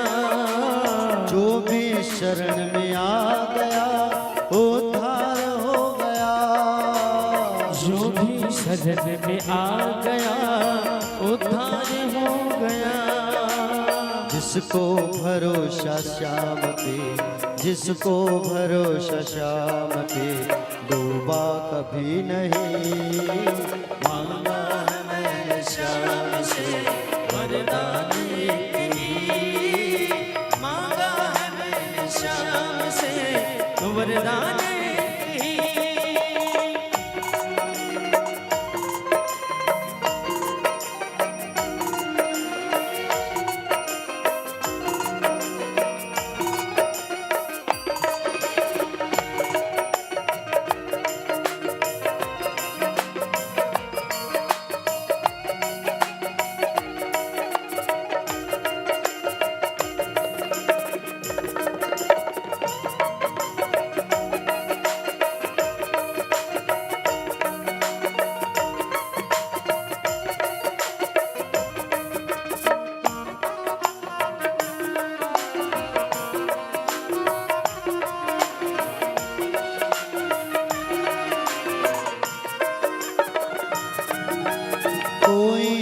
समझ सका नहीं माया बड़ी अजीब।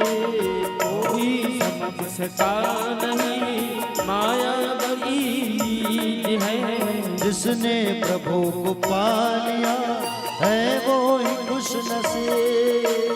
जिसने प्रभु को पा लिया है वो खुश नसीब है।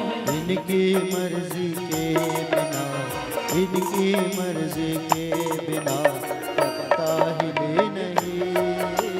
मांगा है मैंने श्याम से वरदान की, मांगा है मैंने श्याम से वरदान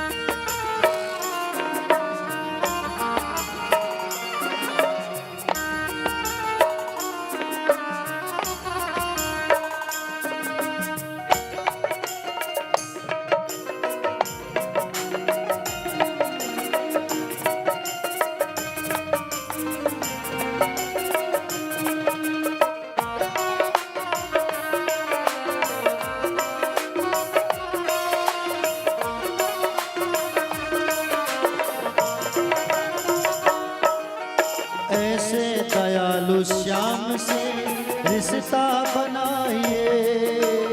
ऐसे दयालु श्याम से रिश्ता बनाइए। मिलता रहेगा आपको जो कुछ भी चाहिए। मिलता रहेगा आपको जो कुछ भी चाहिए। ऐसा करिश्मा होगा जो, ऐसा करिश्मा होगा जो होता कभी नहीं। मांगा हमें श्याम से वरदान ही। मांगा हमें श्याम से वरदान ही।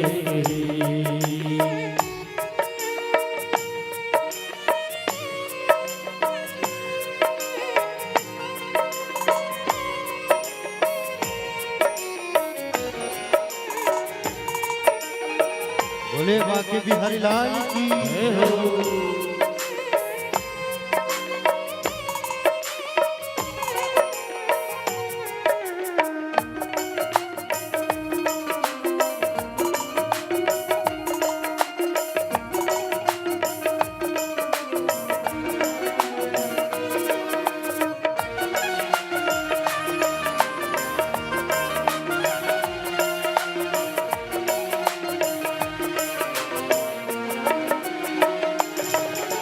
कहते हैं लोग जिंदगी किस्मत की बात है। कहते हैं लोग जिंदगी किस्मत की बात है। किस्मत बनाना भी मगर इनके ही हाथ है। किस्मत बनाना ही मगर इनके ही हाथ है। बनवारी कर यकीन अब, बनवारी कर यकीन अब ज्यादा समय नहीं। मांगा है मैंने श्याम से वरदान ही। मांगा है मैंने श्याम से वरदान ही। तेरी कृपा बनी रहे जब तक है जिंदगी। मांगा है मैंने श्याम से वरदान ही। मांगा है मैंने श्याम से वरदान ही। मांगा है मैंने श्याम से वरदान ही। मांगा है मैंने श्याम से वरदान ही। मांगा है मैंने श्याम से वरदान ही। तेरी कृपा बनी रहे जब तक है जिंदगी। मांगा है मैंने श्याम से बोले राधा रमण लाल की जय। दोनों हाथ उठाइए और हाथ उठा के कहिए सब राधे राधे। प्यारे भक्तजन, भगवान जैसे ध्रुव के सामने प्रकट हुए और ध्रुव के गालों में भगवान ने अपने शंख को स्पर्श किया तो ध्रुव जो है स्तुति गाना चालू कर दिया। भगवान ने कहा मांगो ध्रुव, क्या मांगना है? ध्रुव जी ने कहा कि बोले प्रभु, मुझ जैसे अभागे को आप जो है दर्शन दे दिए, मुझे और कुछ नहीं चाहिए। 5 साल का वो बच्चा बोल रहा है कि मुझे कुछ भी नहीं चाहिए प्रभु, बस आपकी कृपा मिल जाए। ध्रुव, मैंने तुम्हारे जैसा कोई भक्त नहीं देखा आज तक, तुम्हारे जैसा मैंने कोई भक्त नहीं देखा। ध्रुव, मैं आशीर्वाद देता हूं तुझे, जा तू 1 साल 2 साल नहीं 36,000 साल तक राज्य करेगा। और जब तेरी इच्छा होगी तो स्वयं मृत्यु देवी तुझे लेने आएगी। 36,000 साल ध्रुव जी भगवान का दर्शन करके वापस आए। और ध्रुव जी भगवान का दर्शन करके जब आए तब वही बाप जो चुप बैठा था और वही माँ दौड़ के जाके स्वागत कर रहे हैं। नारद जी आके बताए तुम्हारा बेटा नारायण को प्राप्त किया है परमेश्वर को, जाओ। और दौड़ करके गए हैं, दौड़ करके जा करके उनका स्वागत करके ला रहे हैं। बताइए कि बोले चलो।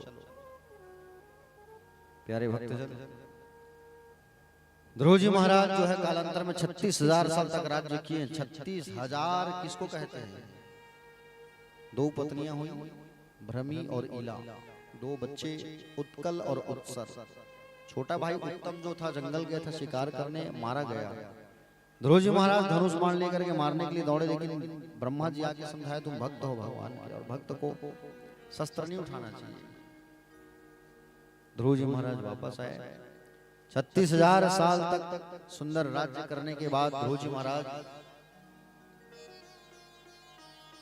जब गए तो अपनी माँ को साथ लेके गए हैं। सोचो आप, उनके साथ उनकी माँ की भी मुक्ति हुई है। माँ हो तो सुनीति की जैसे, माँ हो तो सुनीति की जैसे, जिसने भगवान के सामने झुकना सिखाया अपने बेटे को, भगवान को प्राप्त करने भेजी है। बताओ, मानस में बाबा ने कहा है पुत्रवती युवती जग सोई रघुपति भक्ति जासु सुत होई। पुत्रवती युवती जग सोई रघुपति भक्ति जासु सुत होई। जान दो जगह दे दो भैया, जान दो, किनारे किनारे चल दीजिए।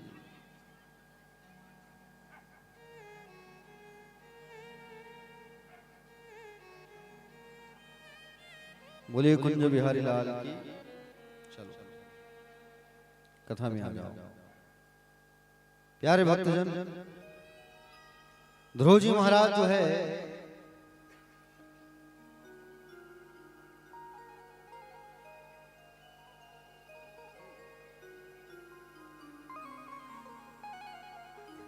ध्रुव जी महाराज जो है 36,000 वर्ष राज्य करने के बाद जब वापस गए, मृत्यु स्वयं मृत्यु देवी आई और मृत्यु देवी आकर के अपने सिर को झुकाई है। एक पैर मृत्यु के सिर में और एक पैर जो है विमान में, और विमान में बैठ करके ध्रुव जी भगवान के पास गए। भगवान ने उनको अपना नाम दिया, अपनी उपाधि दी कि मेरे नाम को तुम्हारे नाम के पीछे जोड़ा जाएगा, इसलिए कहते हैं ध्रुव नारायण। क्या कहते हैं? ध्रुव नारायण। ध्रुव जी ने एक आध बार याद करे हो आप मन, जीवन में एक आध बार कभू? अच्छा नहीं करे हो। अब मैं याद दिलाता हूं तुम याद करे हो एक बार जरूर। अच्छा शादी का कर हो है, हाथ उठाओ। चलो शादी किन किन की हुई है? सबकी हुई है ना शादी, तो जिनके शादी हुई है हाथ उठाओ। हाँ इधर तो कैसे हाथ नहीं उठा रहे हो आप लोग? ऐसा हाथ उठा, इतनी बरदाई मन सबके शादी हुए ना। हाँ अब जिन हाथ नहीं उठा है समझ। प्यारे भक्तजन, शादी के समय जो महाराज जी शादी कराने आते हैं वो विवाह साक्षी करवाते हैं। विवाह का साक्षी, your married life in proof. तो विवाह का जब साक्षी करवाते हैं ना, उस समय चावल हाथ में देते हैं। हाँ चलो चावल पकड़ो हाथ में, उत्तर दिशम चावल फेंकाओ, और ध्रुव जी पाँव पर आओ, ध्रुव नारायण साक्षी तू हर बिहाव कैसे कहते नहीं। हाँ ये दिन होने के नवा नवा शादी हो कैसे लागत है। ठीक बिहाव के समय में भगवान ला ध्रुव जी याद करवाते हैं ना, उत्तर दिशम चावल फूल छिड़कवाते महाराज नंद भाई। वो समय कम से कम एक बार याद करथन हम ध्रुव जी महाराज ला, करथन के नहीं करन। तो आज भी उत्तर दिशा में ध्रुव जी महाराज टिमटिमाते हुए आपको नजर आएंगे। उत्तर दिशा में आज भी ध्रुव जो है परम भक्त थे प्यारे, 5 साल के थे लेकिन भगवान को 5 वर्ष में ही प्राप्त कर लिए। आप भी अपने बच्चों को ध्रुव के जैसे अविनाशी बनाओ, भगवान की कथा सुनाओ, भगवान के बारे में बताओ, कथा सुनना बताओ, सुनाओ। जब तक इनके बारे में तुम अपने बच्चों को नहीं बताओगे ना, तब तक वो इनके बारे में जानेंगे नहीं। और जब तक इनके बारे में जानेंगे नहीं, इनके प्रति उनके मन में लगाव नहीं आएगा। पूजा कर पूजा कर पूजा कर बोलने से बच्चा पूजा नहीं करेगा जब तक उनके बारे में तुम बताओगे नहीं। हाँ आगुक सियान मन हका करे, आगुक सियान मन बैठाए बैठा कहानी सुनाए, है नहीं? भगवान की कहानी बताए, महाभारत की नहीं तो कुछ कुछ छोटे छोटे कहानी बताए भगवान मन के, लड़का मन सुने वो माने। 1 घंटा 2 घंटा कम से कम रविवार के दिन आप जो है बच्चों के लिए समय निकालो, और समय निकाल कर उनको समझाओ सिखाओ। क्योंकि आज संस्कार जो है ना स्कूल में नहीं मिलने वाला। स्कूल में आजकल केवल बोझा बोहे बर सिखाते, संस्कार नहीं सिखाए। यहाँ पुस्तक कापी 10 साल के लड़का नहीं है, समझ रहे हो ना। तो प्यारे भक्तजन आपको बता दूं मैं, ध्रुव जी के वंश में आगे राजा अंग हुए।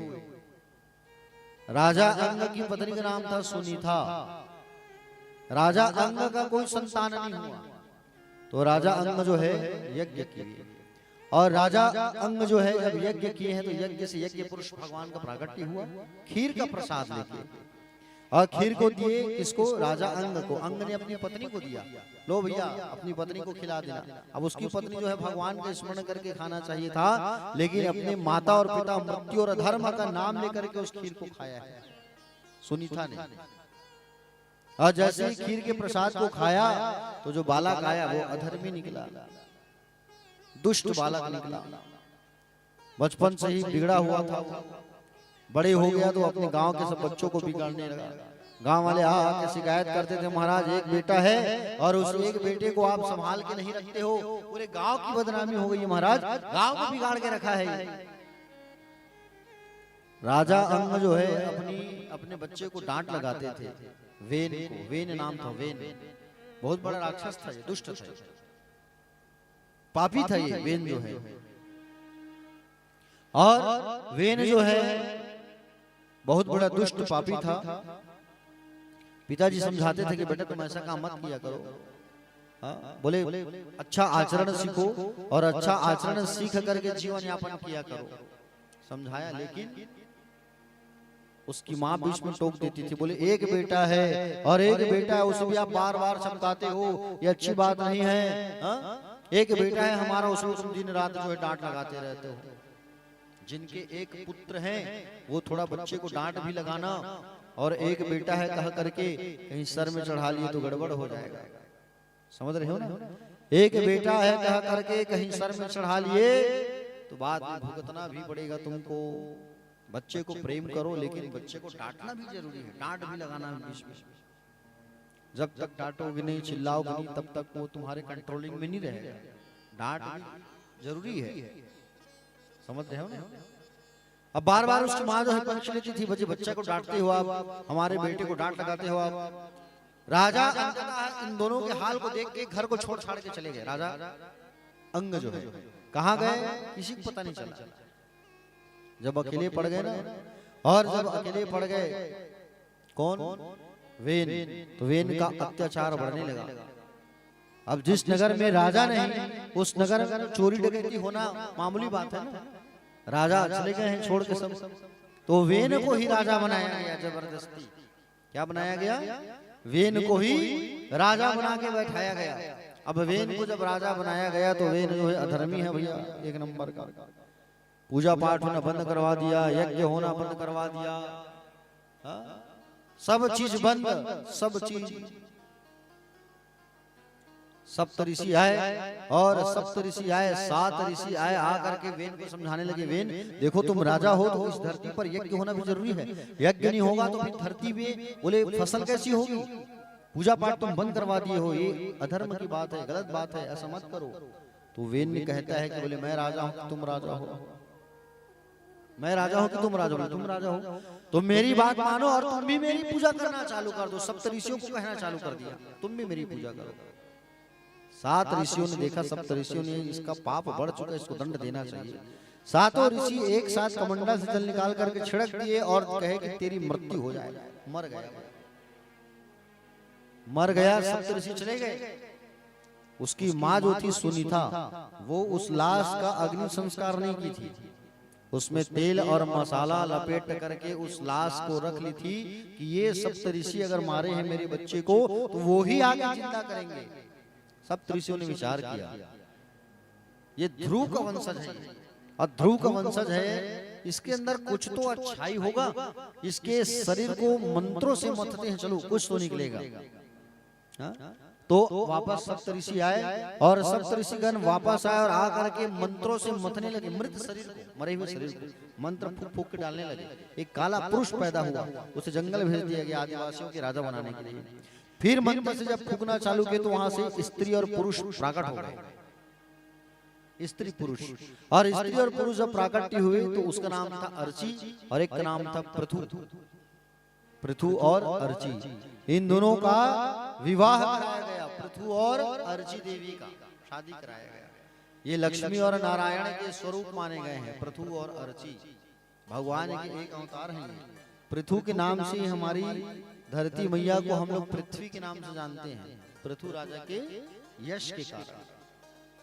पृथु जी महाराज हुए तो पृथु जी महाराज सुंदर अपना जीवन शासन चला रहे थे, लेकिन इनके शासन में लोग खेत जाते थे धान बोने ना तो धान उगता नहीं था, फसल बोते थे गेहूं तो गेहूं उगता नहीं था। सारी प्रजा आई पृथु के पास और आके अपना दुखड़ा सुनाने लगे, बोले खेत में फसल नहीं हो रही है महाराज। पृथु जी महाराज को गुस्सा आया, धनुष बाण लेकर के धरती मैया को मारने के लिए निकल पड़े। धरती मैया डरी और धरती मैया डर करके राजा के पास गौ माता का रूप बना के आई है। अब गौ को तो मार सकते नहीं ना, गौ माता को कभी मारना नहीं चाहिए, भले गौ माता तुमको मार दी तुम मर जाओगे चलेगा, लेकिन तुम गाय को मारोगे तो तुम्हें गौ हत्या का पाप लग जाएगा। अब गौ माता को मारे कैसे? गौ माता बात करने लगी राजा से, बोले महाराज मैं धरती मैया हूँ और आप जो है मेरा दोहन करिए महाराज, मुझे दुहिए आप। मेरा जब दोहन करोगे आप तो मैं अपने गर्भ से सारी चीजों को वापस निकालूंगी इस धराधाम पर, क्योंकि वेन के अत्याचार के कारण मैं सबको अपने गर्भ में छुपा के बैठी हूँ, अनाज स्वर्ण सब चीज। राजा पृथु अपने हाथ से दोहन किए हैं तो सारा चीज निकलना चालू हो गया, समझ रहे हो ना। अंततः पृथु जी महाराज अपना राज्य सुंदर चलाने लगे। 99,000 यज्ञ किए हैं, 99,000 अश्वमेघ यज्ञ जब किया तो बार बार इंद्र जो है उस यज्ञ के घोड़े को चुरा के ले जाता था, इसका यज्ञ पूर्ण मत होकर के, और बार बार पृथु जी महाराज का बेटा घोड़े को छीन छीन लाता था इंद्र से। पृथु जी को गुस्सा आया और इंद्र के नाम से यज्ञ में आहुति डालने लगा, मर जाइए इंद्र। भगवान नारायण प्रकट होकर के कहे पृथु, बोले यज्ञ में आहुति मत डालो इंद्र के नाम से, जैसे तुम मेरे प्रिय हो वैसे इंद्र भी मेरा प्रिय है। इंद्रा के क्षमा मांगा है। भगवान कहे मांगो पृथु क्या मांगना है, तो पृथु जी ने 10,000 कान मांगा है। कान, बोले कान क्यों मांगा, सोचो जरा, सोचने वाली बात है नहीं भाई। 2 ठो कान है, अब 2 ठो कान है तो सुनाई नहीं देती, भैरा थोड़ी हो पृथु जी है कि नहीं, बताओ। 10,000 कान मांगा है उन्होंने। बोले एक तरफ 5,000 और एक तरफ 5,000 कान, सोचो आप, एक तरफ 5,000 कान और एक तरफ 5,000 कान, 10,000 कान मिला है। क्यों? 2 कान से प्रभु आपकी भक्ति में सुनता हूँ, कीर्तन सुनता हूँ ना, मुझे कमी महसूस होती है। इतना कान दे दो कि दिन रात केवल आपकी भक्ति सुनते रहूं मैं। श्रुत्वा श्रवणम नवधा भक्ति में पहली भक्ति आती है श्रवणम, सुनना। केवल आपकी भक्ति सुनूंगा मैं। अरे सुनना है तो ठाकुर को सुनो, किसी और को मत सुनो। हाँ? संसार को सुनोगे तो संसार वाले केवल अपनी व्यथा ही बताएंगे, अपना दुखड़ा ही सुनाएंगे। केवल सुनना ही है ना, तो इनको सुना करो खाली समय में। खाली समय में किसी पड़ोसी के यहाँ बैठ करके बोले गुनगुनाया मत किया करो, निंदा मत किया करो। हम लोग क्या करते हैं, शाम जैसे हुआ तो घर के बाहर बैठ जाते हैं, आंगन में दरवाजे के पास, और निंदा चालू। हाँ भाई ये 4 घर बन गए होकर पड़ोसी की।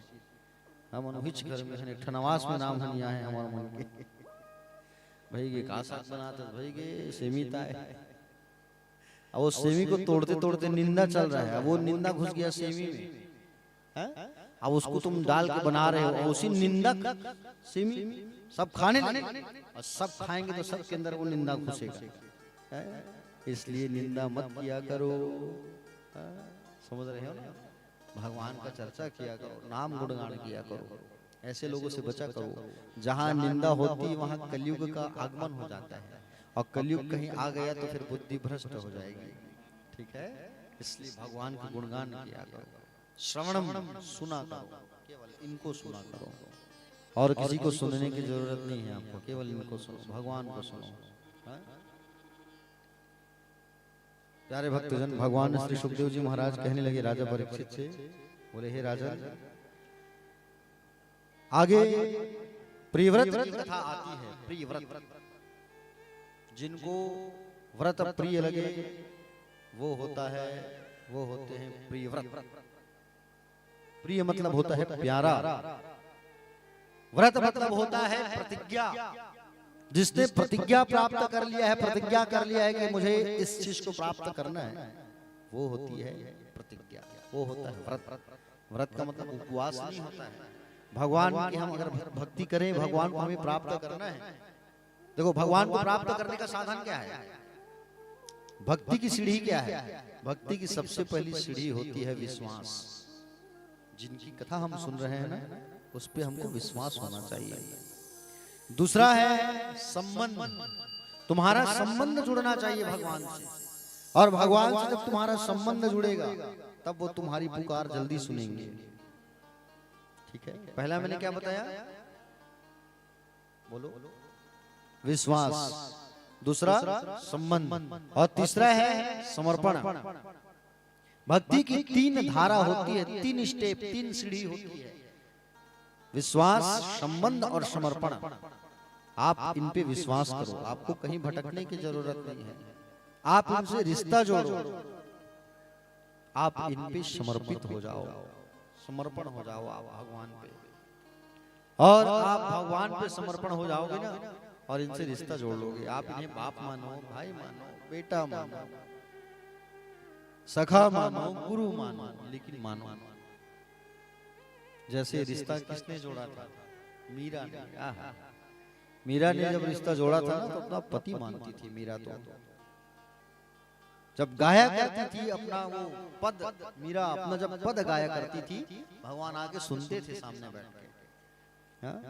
स्वामी हरिदास अपना स्वामी मानते थे, समझ रहे हो ना? स्वामी श्री हरिदास जब अपने संगीत की तान छेड़ते थे ना, यमुना किनारे वो सुगंध आ जाती थी, इत्र की खुशबू आ जाती थी, सेंट। हरिदास जी जान जाते थे, जब इत्र की खुशबू आती थी तो जान जाते थे कि मेरे भगवान आ गए हैं मेरे पास। जान जाते थे वो, और उनको तो प्रत्यक्ष रूप से दर्शन मिला है, क्योंकि रिश्ता मजबूत है ना। ऐसे दयालु श्याम से रिश्ता बनाइए, अभी कुछ भजन में मैंने कहा भी था।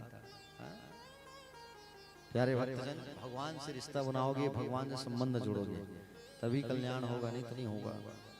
समझ रहे हो ना? तो प्रियव्रत जी महाराज जो है, मनुज महाराज के दूसरे बेटे थे प्रियव्रत। भगवान के भक्त थे बहुत बड़े और तेजस्वी थे। एक बार प्रियव्रत जी बैठे थे और बैठे बैठे सोच रहे थे कि रात जब होता है तो ये संसारिक लोग रात में सो जाते हैं, भगवान का भजन नहीं करते। मैं क्या करूंगा, मैं रात ही होने नहीं दूंगा, दिन ही दिन रहेगा 24 घंटा। अब सोचो आप, मान लो जाए 24 घंटा दिन ही दिन रहेगा, तब क्या होगा? ये प्रकृति से छेड़छाड़ है ना। और 24 घंटा दिन रहे ऐसा कहा करके उन्होंने क्या किया, प्रियव्रत जी ने एक रथ का निर्माण किया। रथेन ज्योतिर्मयेन रजनीमपि दिनम करिष्यामि, एक रथ का निर्माण किया। और सुमेरु पर्वत के पीछे सूर्य जी जाते हैं तो अंधेरा हो जाता है, ऐसा कहा करके ज्योतिर्मय रथ का सृजन किया। पृथ्वी की 7 प्रदक्षिणा करके 7 दिन तक रात होने नहीं दिए। बताओ 7 दिन तक धरती में, उस समय प्रियव्रत के समय में 7 दिन तक रात ही नहीं हुआ था। दिने दिन आदमी सोचने लगे हम सोए कब, उठे कब, नहाए कब, क्या करें। ब्रह्मा जी आए, ब्रह्मा जी आकर के समझाए हैं, बेटा तुम प्रकृति से छेड़छाड़ मत करो। अरे जहां पर रात में विषयी पुरुष सो जाते हैं, वही योगी जन जो है समाधि लगा करके अपना ध्यान करते हैं। तस्याम जागृत संयमी, बोले रात होने दो। ब्रह्मा जी आके समझाए हैं, तब रात होना चालू हुआ है। 7 परिक्रमा जब किए हैं अपने रथ में ना, ज्योतिर्मय रथ, जहां जहां इनके चक्के का जो पहिया है वो पहिया धरती में गड़ा है, और गड़ा तो मिट्टी बाहर निकला, गड्ढा हो गया। तो गड्ढा जो हुआ है वो सागर बन गया, और मिट्टी जो निकला वो पठार बन गया। 7 द्वीप और 7 सागर बने हमारे। पढ़े हैं नहीं हम लोग भूगोल में, सामाजिक विज्ञान भूगोल। 7 सागर बन गए और 7 द्वीप बन गए। हिंद महासागर, अरब सागर, अटलांटिक सागर, अरब सागर, प्रशांत महासागर, जम्बू द्वीप, शालमली द्वीप, पुष्कर द्वीप, ये द्वीपों का नाम पड़ा। कालांतर में मनु जी बोले कि बेटा शादी कर लो, तो पृथ्वी के निर्माण को आगे बढ़ाना बढ़े। मना कर दिया, नहीं करूंगा शादी में। ब्रह्मा जी आगे कहे शादी करो तुम। तब विश्वकर्मा भगवान की बेटी से बहिष्मति से शादी किया गया इनका। और शादी जब हुई तो इनके आगनित नाम के पुत्र हुए, और आगनित का 9 बेटा हुआ, और 9 पुत्रों को एक एक खंड का, द्वीप का खंड कर करके बांट दिया गया है ना। 9 इसमें जम्बू द्वीप में 9 खंड करके अपने 9 पुत्रों को बांट दिया गया। और सबसे पहला खंड का नाम था अजनाब खंड। ये अजनाब खंड क्या है? अजनाब खंड के राजा बने राजा नाभि। इनकी जो शादी हुई थी वो मेरू नाम की देवी से हुआ, मेरू देवी। और इनके यहाँ जो पुत्र हुए उसका नाम पड़ा है ऋषभ। समझ रहे हो? हमारे देश का नाम पहले अजनाब खंड था। क्या था? अजनाब खंड था हमारे देश का नाम, भारत नहीं था। समझ रहे हो? हाँ, पहले हमारे देश को अजनाब खंड कहा जाता है, बाद में भारत पड़ा है। कौन से भरत के नाम से भारत पड़ा है नाम, अभी आगे कथा में आएगी, बताऊंगा। समझ रहे हो? देखो ऋषभदेव महाराज जो है भगवान के 24 अवतारों में से एक अवतार है। बोलो ऋषभदेव भगवान की। ऋषभदेव भगवान जो है, हाँ चावल फूल छोड़ दो चाची, जब जब अवतार हो फूल चावल चढ़ा दिया ना। ऋषभदेव भगवान जो है अष्ट सिद्धियों को अपने साथ लेकर के चला करते थे। इनके 100 पुत्र थे, और बड़े पुत्र का नाम था भरत। समझ रहे हो? बड़े पुत्र का नाम क्या था? भरत नाम था बड़े पुत्र का नाम। और भरत जी महाराज बड़े ही वैष्णव भक्त थे। ऋषभदेव भगवान जब जाते थे, इतना सुंदर शासन चला रहे थे, अच्छा शासन। इनके शासन काल में शेर और हिरण दोनों जो है एक साथ पानी पीते थे। शेर और हिरण, बताइए। एक दिन अपने पुत्रों को बैठाए अपने पास और पूछने लगे, बेटा तुम्हारा जन्म क्यों हुआ है? तो कहे कि हमारा जन्म हुआ है खेल कूद करने के लिए, बड़े हो जाएंगे शादी करेंगे, राजपाट चलाएंगे। बोले इसलिए तुम्हारा जन्म नहीं हुआ है, तुम्हारा जन्म हुआ है भजना आनंद की प्राप्ति करने के लिए, ना ही विषय आनंद की प्राप्ति के लिए। तुम्हारा जन्म हुआ है भगवान की भक्ति करने के लिए, वंदना करने के लिए। ऋषभदेव महाराज जब संसार से गए तो इनके जीवन को एक अरहन नाम की व्यक्ति ने अनुकरण किया, और इनके जीवन को अनुकरण किया अरहन नाम के व्यक्ति ने, अरहन नाम के राजा ने। और वहीं से जैन मत का प्रारंभ हुआ है, जैन का, जैन मत। समझ रहे हो? जैन मत का आरंभ हुआ उसी समय। प्यारे भक्तजन, भगवान श्री सुखदेव जी महाराज बताए कि ऋषभदेव के जाने के बाद भरत जी महाराज राज्य करने लगे। भरत के नाम से हमारे देश का नाम पड़ा है भारत। क्या पड़ा है? भारत। अरे धन्य है हम उस देश के वासी जिस हम देश में हम भारत देश में वास करते हैं और हमारे देश को भारत माता कहा जाता है। भारत माता जहाँ डाल डाल पर सोने की चिड़िया करती है बसेरा, वो भारत देश है मेरा। जहाँ राम जी का जन्म हुआ, कृष्ण का जन्म हुआ, जहाँ गंगा है, यमुना है, मुक्ति का धाम, मुक्ति का क्षेत्र है, काशी है, प्रभास क्षेत्र है, उस देश के हम वासी हैं जिस देश में गंगा बहती है। बताइए, अमेरिका को या पाकिस्तान को पाकिस्तान माता नहीं कहते? कहते हैं क्या? नहीं। लेकिन हमारे देश को भारत माता कहा जाता है। हमारे देश में माताओं की पूजा होती है, जैसे सीता राम, राधे श्याम, उमा शंकर। होता है कि नहीं होता है? आइए एक प्यारा सा देशभक्ति गीत जिसके पश्चात आगे कथा में प्रवेश करेंगे। बोले भारत माता की। अरे कम से कम हमारे देश भर तो जय बुलाओ भाई, जोर से थोड़ा कन चलो। बोलो भारत माता की। आओ जोर से, पाछो ले, मन आवाज नहीं लगा। चलो बोलो भारत माता की।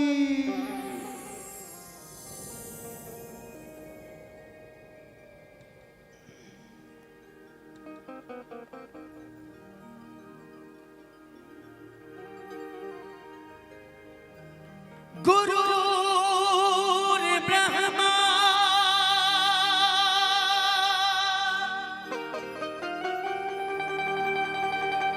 गुरु विष्णु गुरु देवो महेश्वरा गुरुर साक्षात परम ब्रह्मा तस्मै श्री गुरुवे नमः।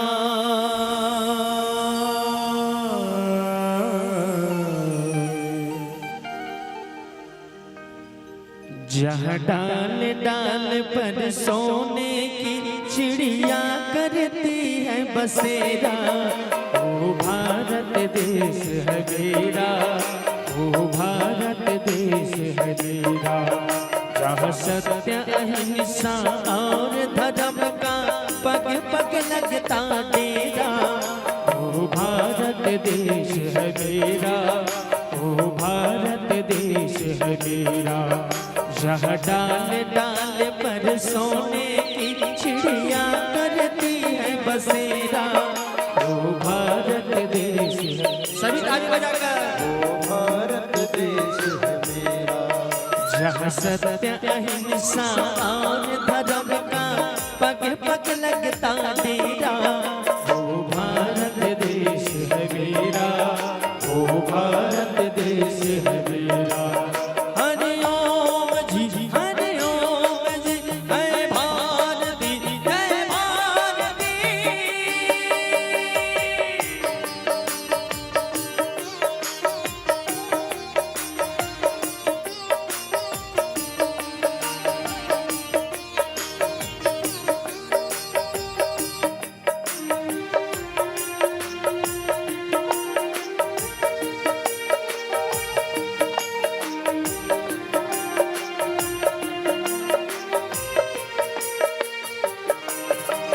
ये धरती वो जहर से मुनि जपते हर नाम की माला।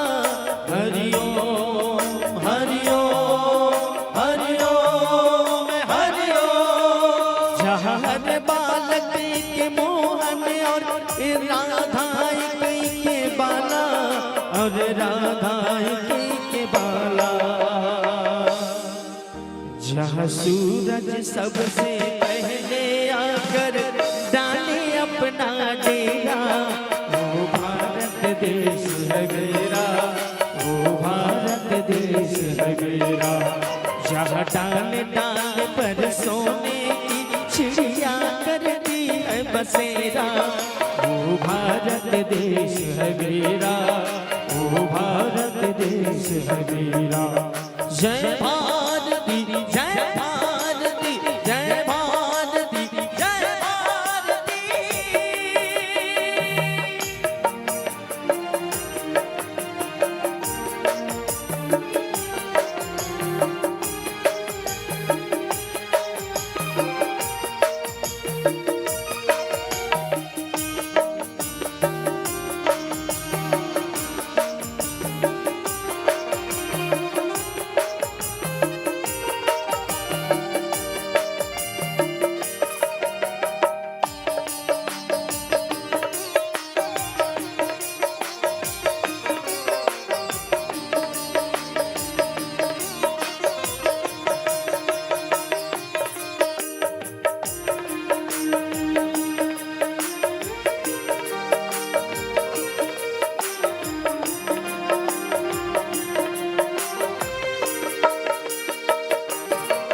जहाँ गंगा जमुना कृष्ण और कावेरी बहती जाए। हरिओ हरिओ हरिओ हरिओ। जहाँ उत्तर दक्षिण पूरब पश्चिम अमृत ये पिलवाए, अमृत ये पिलवाए। कहीं ये फल और फूल उगाए, केसर कहीं बिखेरा। वो भारत देश है मेरा, वो भारत देश है मेरा। जहाँ डाल डाल पर सोने की चिड़िया करती है बसेरा। वो भारत देश है मेरा, वो भारत देश है मेरा। और यही तकदीर थी हमारे भारत देश में। अलबेलों की इस धरती में त्योहार है अलबेले। कैसे अलबेले?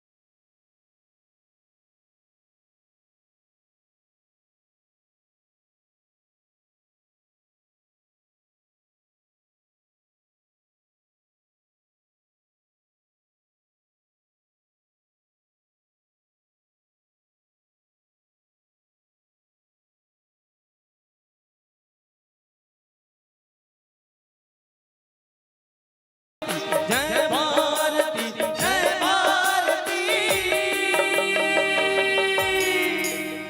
बोल भारत माता की जय हो। राधे राधे। एक बार अच्छा से आवाज लेके बोलू। काहे आज थोड़ा पंडाल भी भर चुके हैं, एक तरफ भी उस तरफ भी। राधे राधे।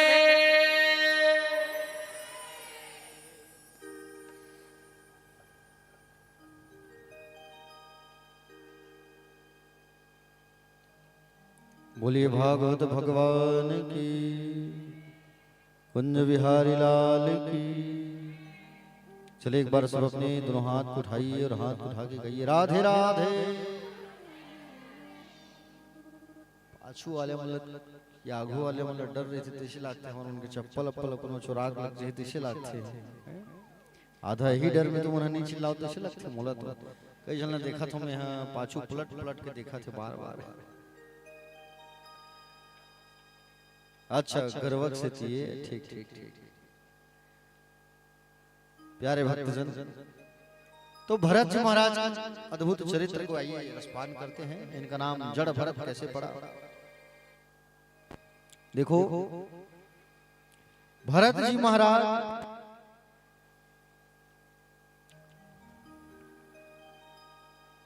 जो है सुंदर जीवन यापन कर रहे थे, और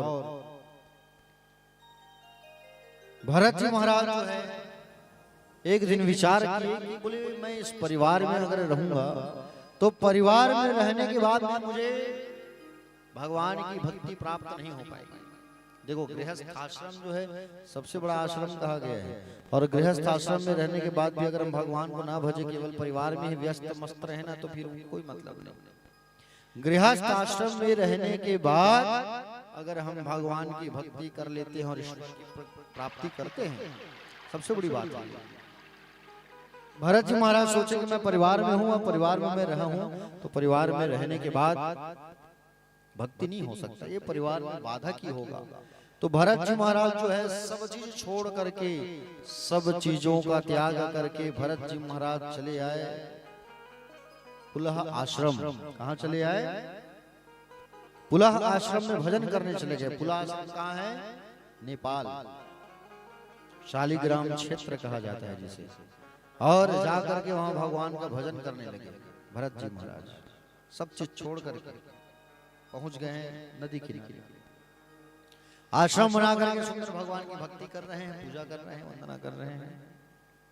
सब छोड़ के चले आए हैं कि मुझे केवल भजन करना है, संकीर्तन करना है। भरत जी महाराज संत थे भरत जी, और किसके बेटे हैं?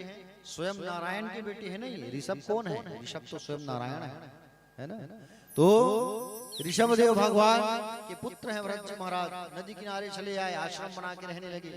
रोज गंडकी नदी में स्नान करते थे। नेपाल एक आध कोई भक्त गया होगा, उनको पता होगा नेपाल में। हाँ, आप गए हो ना माता जी? हाँ, बहुत बड़ी बधाई। तब बने घूम के आए सुहन। हाँ, कहाँ है वहाँ? पशुपतिनाथ। हाँ, बहुत बढ़िया, बहुत बढ़िया। और राजा जनक। हाँ, बहुत बढ़िया। तो पशुपति नाथ जी का जो मंदिर है वो नेपाल में ही है। तो गंडकी नदी जो है वो कहां से निकली है? माँ तुलसी के शरीर से। तुलसी मैया ने जब देह को त्यागा और भगवान को श्राप दिया कि तुम पाषाण बन जाओ, पत्थर बन जाओ, तो उसी तुलसी मैया के शरीर से वो नदी जो है निकली है। जब माँ अपने देह को त्यागी तो उनका शरीर एक नदी बन गया, जल की धार बन गई। वही गंडकी नदी बनी, गंडकी। और वही भगवान नारायण जो है शिला के रूप में विराजमान हो गए, जिसे छोटे छोटे कीड़े जो हैं काट काट के अलग करते हैं। और छोटे छोटे कीड़े काट काट के अलग करते हैं, और वही शालिग्राम जी का रूप लेता है। हरे भरे तुलसी को अगर गंडकी नदी में ऐसा डालोगे ना, मान लो जाए ये तुलसी का पौधा है और इसे आप, ये जल है पानी, इसमें ऐसा डालोगे ना तो नीचे से शालिग्राम जी उठ करके आएंगे और इसमें चिपक जाएंगे। वही असली शालिग्राम जी है। समझ रहे हो ना? शालिग्राम जी की पूजा जो है आप लोग सब करते हो। किन किन घर में शालिग्राम जी है? जरा हाथ उठाओ। कहाँ रखते हो शालिग्राम जी को? तुलसी चौरा में। मैं जानत रहूं हिच कहूं कि तुलसी चौरा में हम शालिग्राम जी को रख देते हैं। धूप का दिन आता है, गर्मी का दिन, वाह लक लक ले गरम का शालिग्राम जी है नहीं। हम कूलर में है, अंदर में दीपक दिया, समझे नहीं? तोरी हाँ हवा नहीं शालिग्राम। हाँ, प्यारे भक्तजन, शालिग्राम जी को हम धूप में रख देते हैं, तुलसी में, और वो बिल्कुल गर्म हो गया। बरसात जब आया तो बरसात में वो भींगते हुए बैठे हुए हैं, ठंड में कांपते हुए बैठे हैं। उनको वहां मत रखो, अंदर रखो भगवान कमरे में। नंद बाबा भी रोज शालिग्राम की पूजा करते थे, परसों बताऊंगा। नंद बाबा जो है भगवान कन्हैया के पिता, लेकिन वो चाहते तुलसी चौरा में रख सकते थे, लेकिन वो अंदर रखे थे। क्यों? क्योंकि उनका स्थान अंदर होता है। सिंहासन में रखो, या सिंहासन नहीं तो एक बढ़िया सुंदर प्लेट या कटोरी में उनको रखो शालिग्राम जी को। और मजे की बात, शालिग्राम जी को सुहागन माताओं को नहीं छूना चाहिए। हाँ, जो सौभाग्यवती माताएं होती है उनको शालिग्राम जी को स्पर्श नहीं करना चाहिए, क्योंकि शालिग्राम जी डरते रहते हैं। एक बार मैंने उस नारी का पतिव्रत मैंने भंग कर दिया है, किसी दूसरी नारी का पतिव्रत भंग मेरे हाथों से ना हो, वो डरते हैं। इसलिए सौभाग्यवती नारियों को छूना नहीं चाहिए, दूर से ही पूजा करना चाहिए। ठीक है, इसका ख्याल रखना। छोटी कन्या छू सकती है, जिनके पति नहीं है वो छू सकते हैं, बाकी जो सुहागन माताएं हैं शालिग्राम जी को नहीं छूना चाहिए। ख्याल रखना इसका आप लोग। तुलसी का पत्र जो है भगवान को रोज चढ़ाया करो आप लोग। ठीक है, तुलसी पत्ता जैसे आते भी हैं कथा सुनने के लिए, तो तुलसी पत्र लेकर के आया करो भगवान में चढ़ाने के लिए। तुलसी के दल को सोना माना गया है, स्वर्ण। और भागवत में तुलसी पत्र चढ़ाने से बहुत पुण्य की प्राप्ति होती है। ठीक है, तुलसी जो है भगवान को बहुत प्रिय है, इसलिए इनको विष्णु प्रिया कहा जाता है। क्या कहते हैं? विष्णु प्रिया। तुलसी का जो पौधा है आप घर पर रखते हैं, कई लोगों को मैंने देखा है केवल सीढ़ी में रख देते हैं, ऊपर रख देते हैं। सीढ़ी में कभी मत रखना तुलसी के गमले को, आंगन के बीच में होना चाहिए तुलसी मैया का पौधा। और तुलसी में कभी आपके कपड़े, कई लोग क्या होता है ना अक्सर देखने को मिलता है गाँव में भी, आंगन में ही कपड़ा सूख होते हैं और आंगन में तुलसी का पौधा होता है। तो आपके कपड़े का जो परछाई है वो तुलसी मैया में नहीं पड़ना चाहिए, नहीं तो आप रोगी हो जाओगे। ठीक है, रोग का आगमन हो। तुलसी मैया में कहीं आपके कपड़े का परछाई आ गया तो इस चीज का ख्याल रखना थोड़ा सा। तुलसी के पास ही कई लोग को मैंने देखा है कि शिवलिंग को रख देते हैं तुलसी चौरा में। तुलसी चौरा में शिवलिंग को मत रखा करो, अलग से स्थान बना के रखा करो। और तुलसी की माला तो सब पहना करो, ठीक है। जिनके गले में, हाँ एक बात और, अक्सर हमारे गाँव में देखने को सुनने को ये मिलता है कि बुजुर्ग जन कहते हैं कि जिनके माता पिता जिंदा हैं वो तुलसी माला उनको नहीं पहनना चाहिए। मैंने सुना है, लेकिन ऐसा नहीं है। जिनके माता पिता हैं वो भी तुलसी की माला पहने। भगवान कन्हैया स्वयं पहनते थे, स्वामी हरिदास, तुलसीदास सब, तो हम क्यों ना पहने। जिनके गले में तुलसी की माला नहीं होती उनके हाथों का पानी भी नहीं पीना चाहिए, शास्त्र तो ये कहता है। सोचो आप, जिनके गले में तुलसी की माला ना हो, तुलसी माला सब पहने, ठीक है।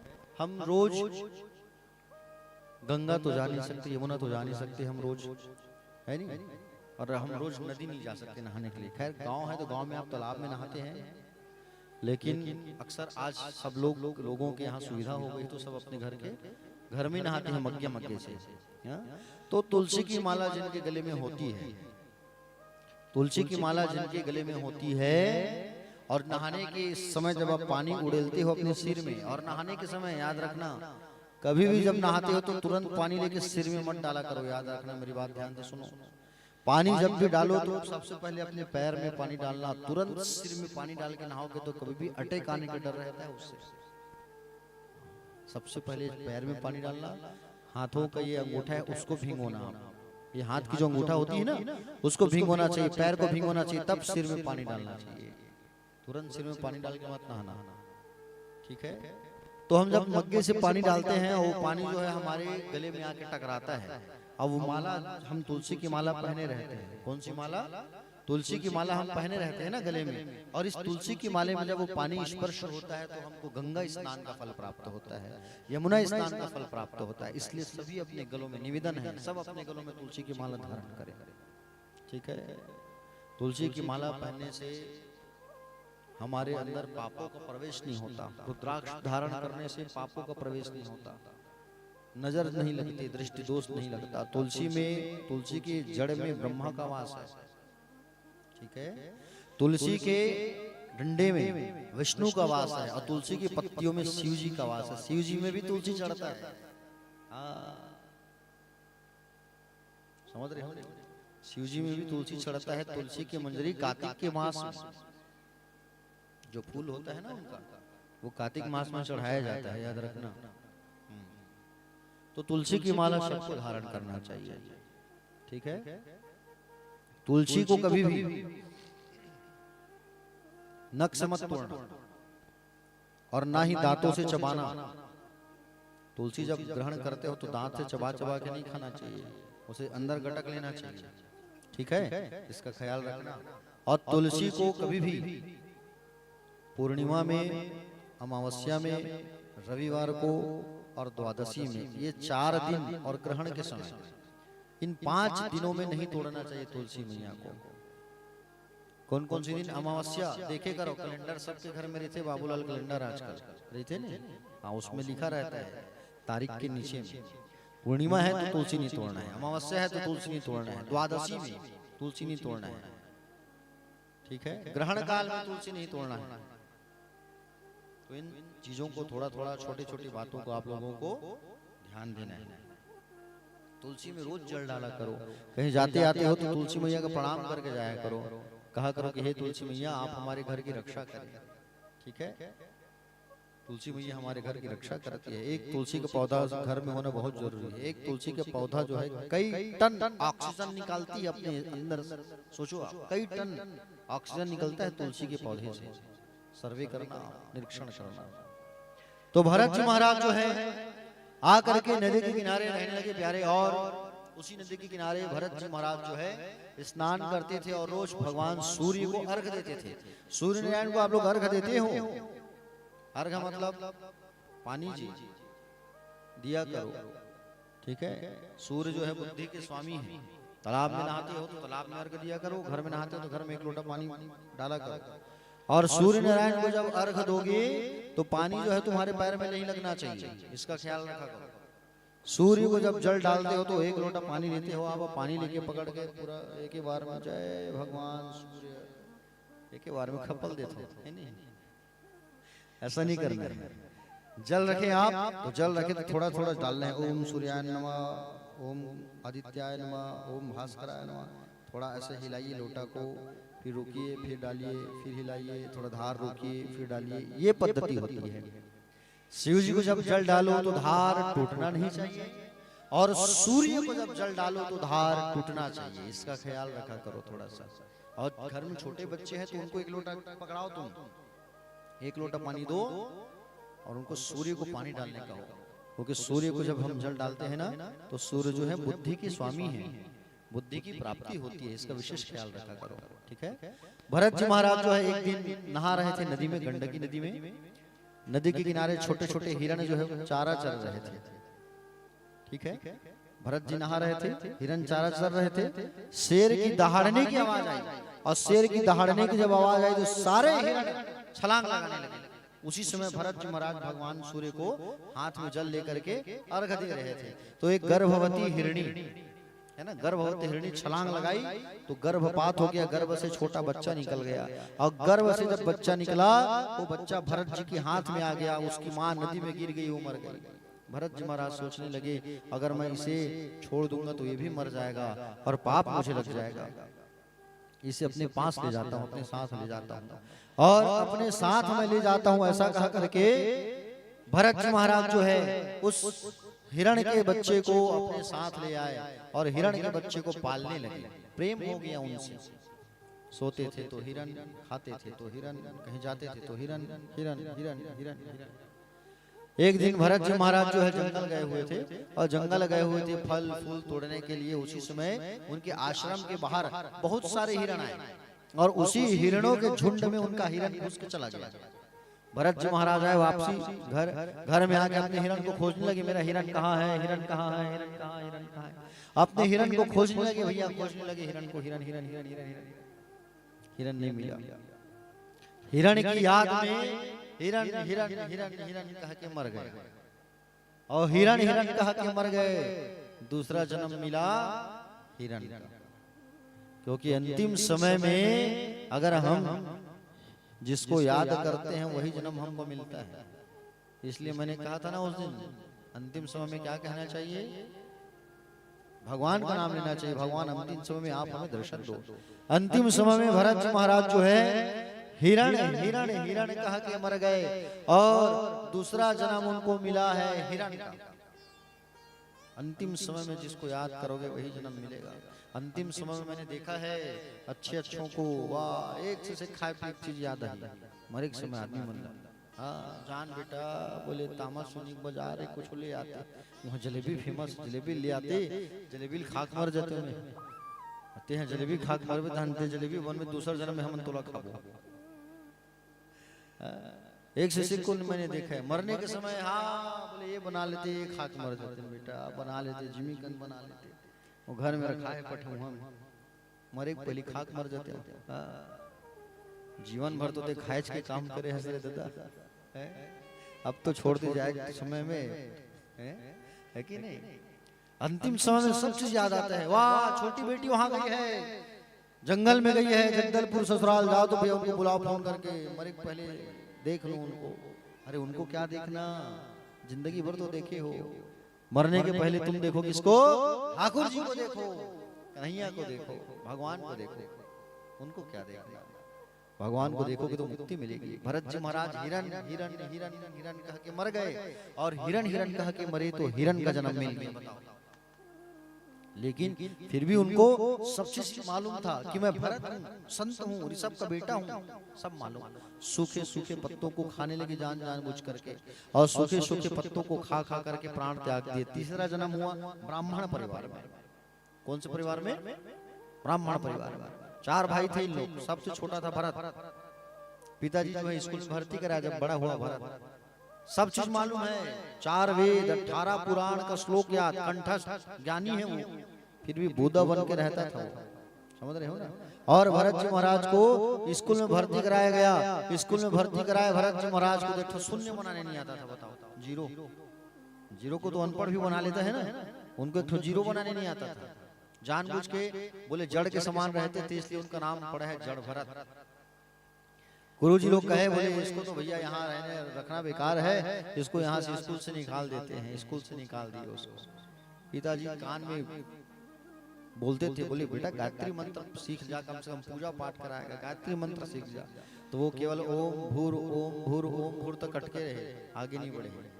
मालूम है अगर मैं बोल के बता दूंगा पिताजी को ना, तो मुझे पंडिताई करने भेजेंगे, जजमानी करने भेजेंगे, दक्षिणा मिलेगा, पैसा कमाऊंगा, मन भटक जाएगा, भगवान में मेरा मन नहीं लगेगा। 2 बार तो मैंने ऐसे इस जन्म को गंवा दिया, अब नहीं गंवा सकता मैं। ये सोच करके भरत जी महाराज जो है किसी से कुछ नहीं बोलते थे। माता पिता कहे के बोले बेटा तू कुछ नहीं कर सकता, एक काम कर, हमारे साथ खेती किसानी करना, उसमें तू हाथ बटाना, जा खेत जा, कांटा वाटा होगा साफ करके आना, खेत को बराबर करके आना, कोई गड्ढा वड्ढा होगा तो उसे उसमें मिट्टी डालना, समतल करके आना, धान बोएंगे, खेती करेंगे। भरत जी महाराज गए। भरत जी कौन है? संत है। संत का काम जो है धकेलना नहीं होता, उठाना होता है। हम मिट्टी को धकेलने कहे, उनके माता पिता कहे कि नहीं कहे हैं? भरत जी महाराज जब खेत आए और खेत में आकर के देखे कि माता पिता ने गड्ढा खोदना कहा है, गड्ढा खोदना तो मुझे आता नहीं है, मैं किसी को धक्का दे नहीं सकता, किसी को फेंक नहीं सकता उठा के। बैठे और मिट्टी को बराबर करने के बजाय 8-8 फीट का गड्ढा करके आ गए खेत में। अब 8 फीट के गड्ढा है खेत में, धान जागेगा कहाँ जागी है? माता पिता गए, माता पिता जाके उसको बराबर करके आए। ऐसे लड़का पाए निचट जोजुआ लड़का है। अब उसको बराबर करके आए, खेत में धान बो के आए। जा बेटा खेत में हम धान डाल के आए हैं, बीज देखना, निगरानी करना, जा चिड़िया उड़िया ना है। माता पिता कहे चिड़िया ना है, ये चिड़िया लोग नहीं आएंगे तो फिर जीवन कैसे चलेगा? सबको खाने का अधिकार है, खाने वाला राम, खिलाने वाला नाम, रोकन का क्या काम? और चिड़िया लोग सब खाओ। वो टपाटप टपाटप टपाटप टप सब आया, सब एक एक दाना को खा खा के खत्म। एक ठो दाना नहीं खेत में, बताओ। सब चिड़िया खा लिए दाना, सब एक दाना नहीं, एक बीज नहीं उसमें, बताओ। माता पिता गए, 8-10 दिन बाद धान जाग के हो ही गए, ऐसे देखे जाग देखते थे एक धान नहीं खेत में। हे भगवान, सबके धान बाढ़ गए, हमारे खेत में धान नहीं। ये लड़का है ना, वाकई में ऐसे लड़का देश भगवान हमारा निचट जोजुआ भोग वाला लड़का मिल गए। माता पिता फिर से धान बो करके आए, कहे जा बेटा खेत में देखना, कोई हमारे खेत के पानी को ना चुराए, जरा जाके देखना, पानी मत निकले बेटा, जा देख। अब वो गया, जा करके पानी मत निकले कहे हैं पिताजी लोग जी। पानी निकलता कैसे है? सब मेड़ को फोड़ के आ गया, तर तर पानी पूरा खेत से निकल गया। खेत में एक बूंद पानी नहीं, पूरा सूखा हो गया।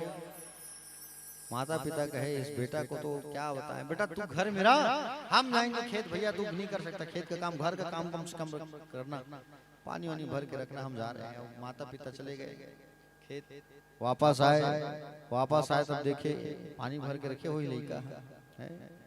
वापस आके देखे तो पानी निकल रहा है, घर से पानी की धार बह रही है। क्या बात है, इंद्रदेव हमारे यहाँ ही प्रसन्न हुए लग रहा है। जाके अंदर देखे कटोरी में पानी, चम्मच में पानी, कढ़ाई में पानी, थाली में पानी, बाल्टी में पानी, गुंडी में पानी।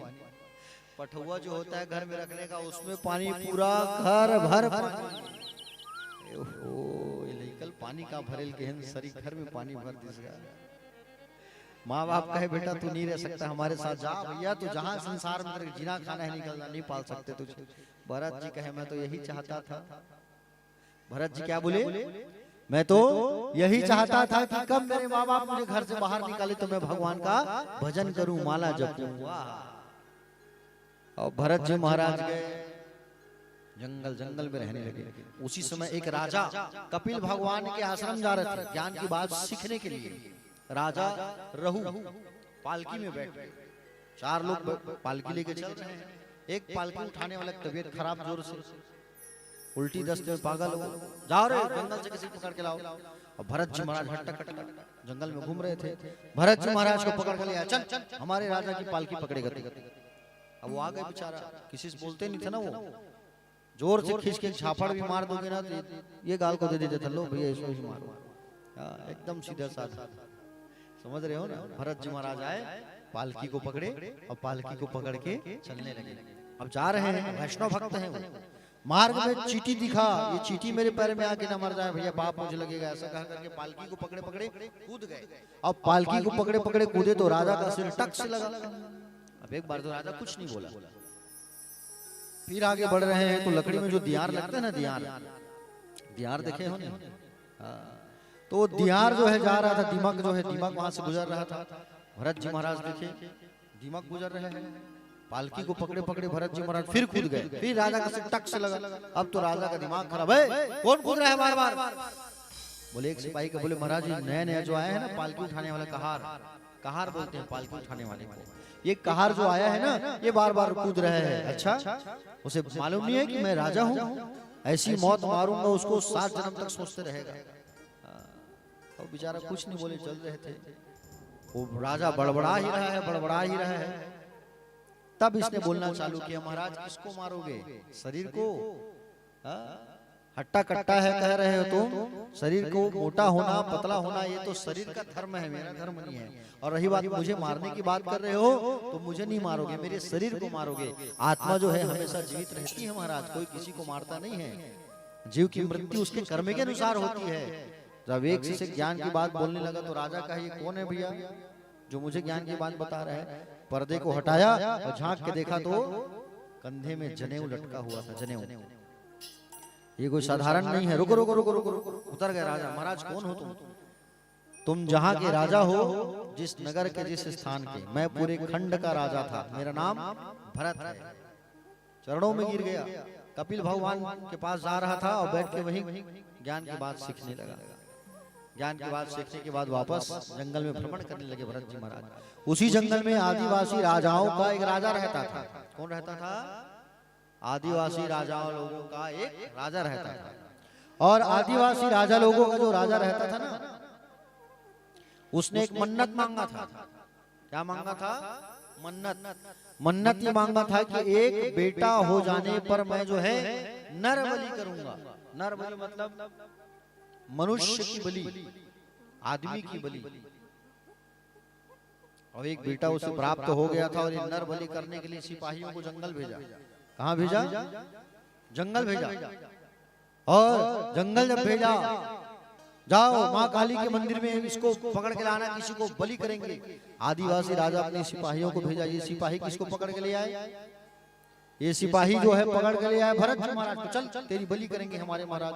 आ गए और भरत जी महाराज आए। और भरत जी महाराज जब आए तो उनको सबसे पहले नहलाया गया, लाल कपड़ा पहनाए, लाल फूल की माला, लाल टीका। अब तेरी बलि करेंगे। बलि करने के पहले आदिवासी राजा पूछे कि बोले बता तेरी मन्नत क्या है, कोई अंतिम इच्छा है? भरत जी महाराज कहे अब आया हूँ भैया माँ के दरबार में, माँ काली के दरबार में, तो मैं थोड़ा भजन कर लूं, उनके पास जाऊं, उनका प्रणाम कर लूं जरा मैं। ठीक है जाओ प्रणाम करके आओ, फिर तुम्हारी बलि करेंगे। अब भरत जी महाराज गए। भरत जी महाराज जा करके प्रणाम करने लगे। किसको प्रणाम करने लगे? माँ काली को प्रणाम करने लगे। आओ हम सब भी माँ चंपई के दरबार में बैठे हैं, तो एक बढ़िया प्यारा सा माँ का भजन, बगदई और चंपई माता है ना, तो आइए एक बार जयकारा लगाते हैं। बोलिए चंपई मैया की, आदि शक्ति जगदम्बा भवानी की, थड़ेश्वर महादेव भगवान की, शीतला मैया की।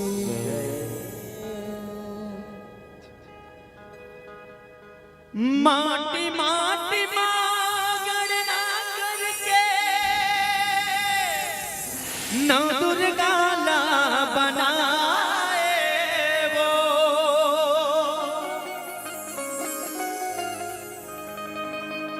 यह आनी बान के रंग रोगन में अंगला तोरे सजाए वो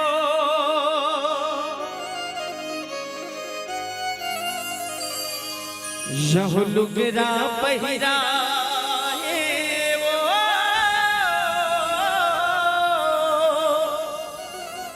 पहुना बरोबर दाई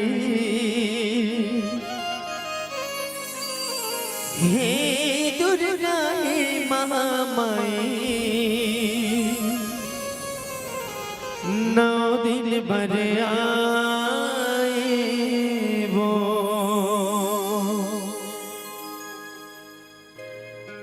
9 दिन भर आए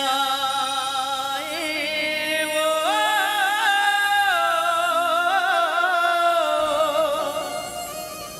पहुना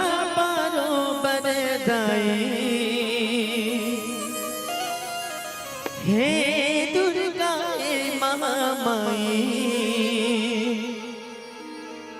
9 दिन भर आए वो एक घर के दाई अंधियारी माँ बिरथा उजियारा तो अरे घर के दाई अंधियारी माँ परी है और ते मंदिर में जाके दिला जला था लाइट जला था रंग रंग की चिबिगरी लाइट जलावा था तत्वर ये पूजा कभी सफल नहीं हो कि भाई ना तो दुर्गा दाई है ना तो समलाई दाई है ना तो बमलेश्वरी दाई है अरे सब ले बड़े तो घर की बूढ़ी दाई है हे घर के दाई अंधियारी माँ बिरता उजियारा तो रे संगी जंतर मंतर जमो तोरे चोचला रे संगी जंतर मंतर जमो तोर ढकोसला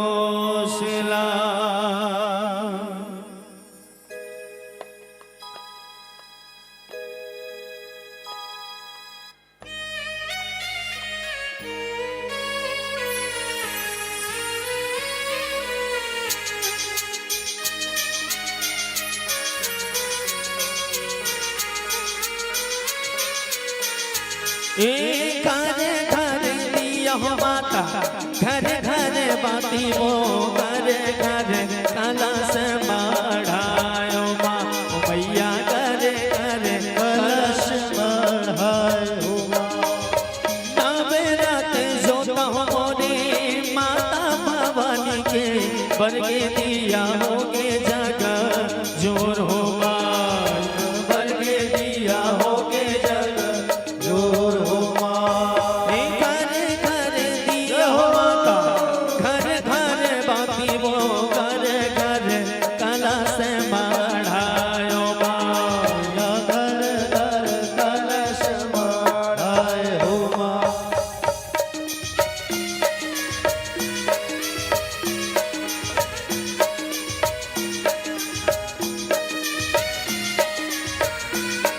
बोल चंपई माता की जय हो।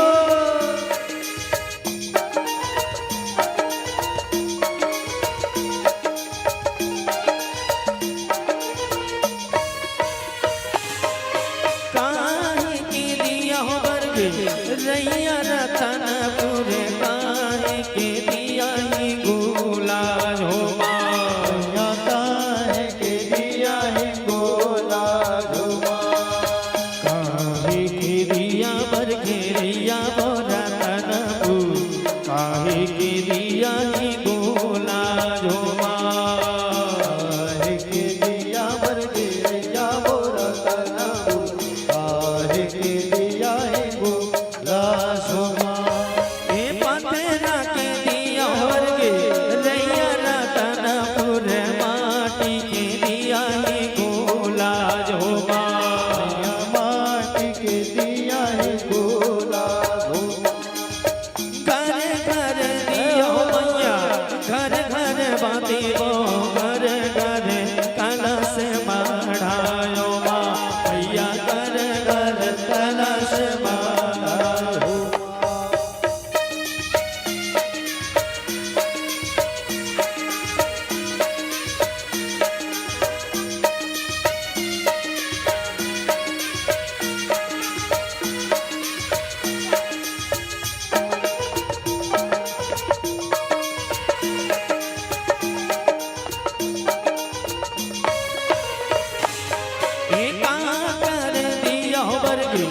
नैया रतनपुर का कर दिया ही गोला झोमा, का कर दिया है गोला झोमा, कर दिया बरगेरिया मोरा तनापुर का कर दिया ही गोला झोमा, कर दिया बरगेरिया मोरा तनापुर आज के दिया है गोला झोमा।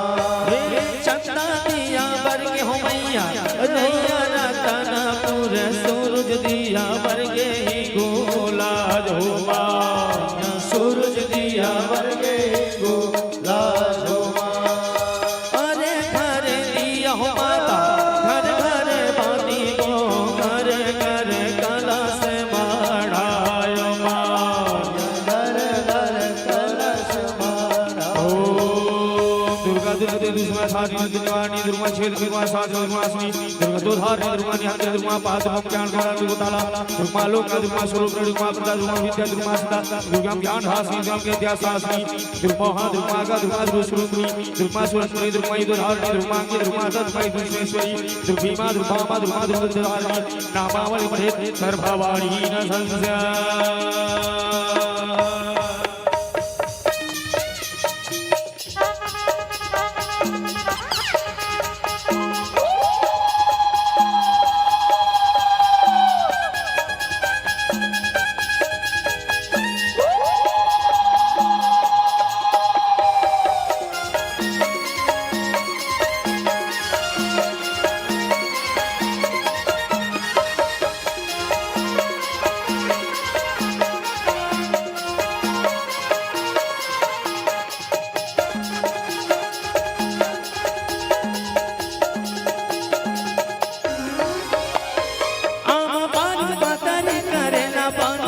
झूपते झूपते आवे दाई मोरे रंगना वो भगवा माँ चढ़ के दाई आवे मोरे रंगना वो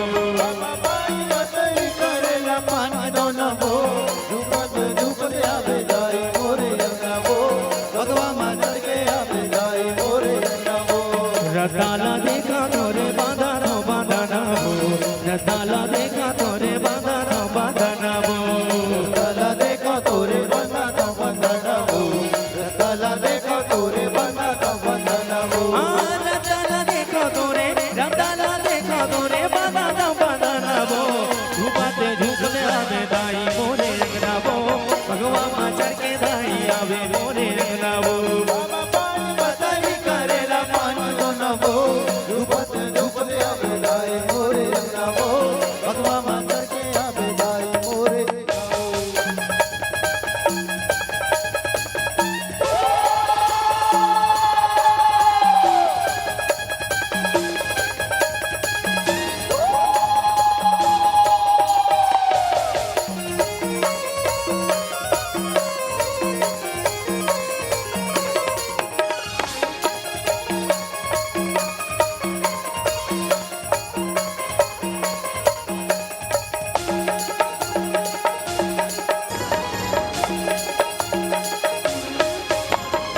लाली लाली लूगे रामा साजा दे चंदना वो लाली लाली लूगे रामा साजा दे चंदना वो लाली लोग रामा साजा दे चंदना वो लाली लाली लोग रामा साजा दे चंदना वो लाली लाली लूगे रामा साजा दे चंदना वो लाली लाली लूगे रामा साजा दे चंदना वो लाली लोग रामा साजा दे चंदना वो लाली लाली लोग रामा साजा दे चंदना वो। लाली लाली लूगे रामा साजा दे चंदना वो झूपते झूपते आवे दाई मोरे रंगना वो भगवा माँ चढ़ के दाई आवे मोरे रंगना वो मामा बाण बदन करेला पान दोनों वो झूपत झूपत आवे दाई मोरे रंगना वो भगवा माँ चढ़ के आवे दाई मोरे रंगना वो। हे जगदम्बा दाई मोरे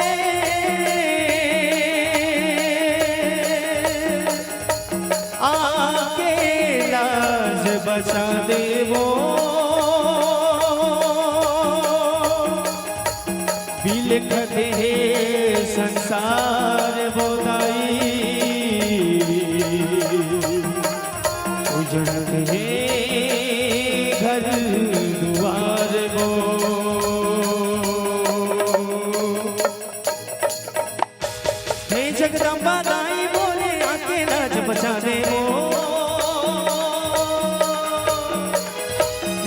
जगदम्बा दाई मोरे आके लाज बचा दे वो संसार बुदाई उजड़ दे घर दुआर वो मिल दे संसार बुदाई उजड़ दे घर दुआर तोर लगा बहार वो तै शक्ति के अवतार वो तै तोर लगा बहार वो तै शक्ति के अवतार वो मिलखते संसार बधाई उजड़ते घर द्वार वो मिलखते संसार बधाई उजड़ते घर द्वार वो ओ आ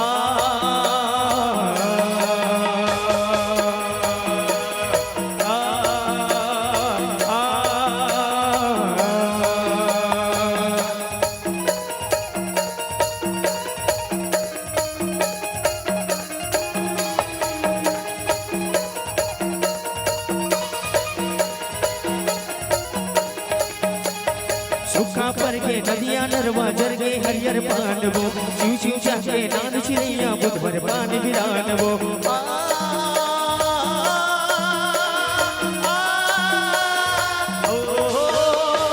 सुखा पर के नदियां नरवा जर के हरियर पान वो शिव शिव चाहे नान चिड़ैया बुध भर पान विरान वो तोरे आशा है मां चंपई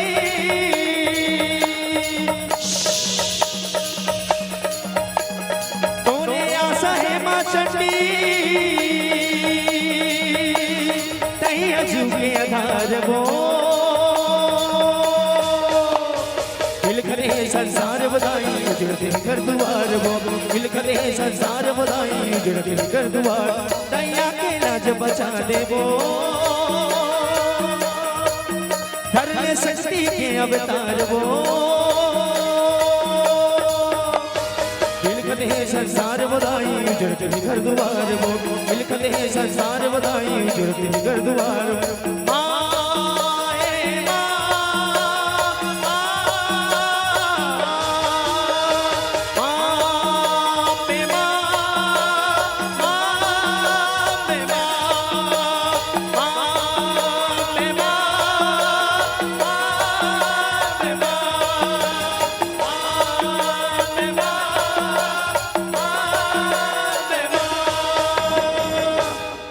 बोल दुर्गा मैया की राधे राधे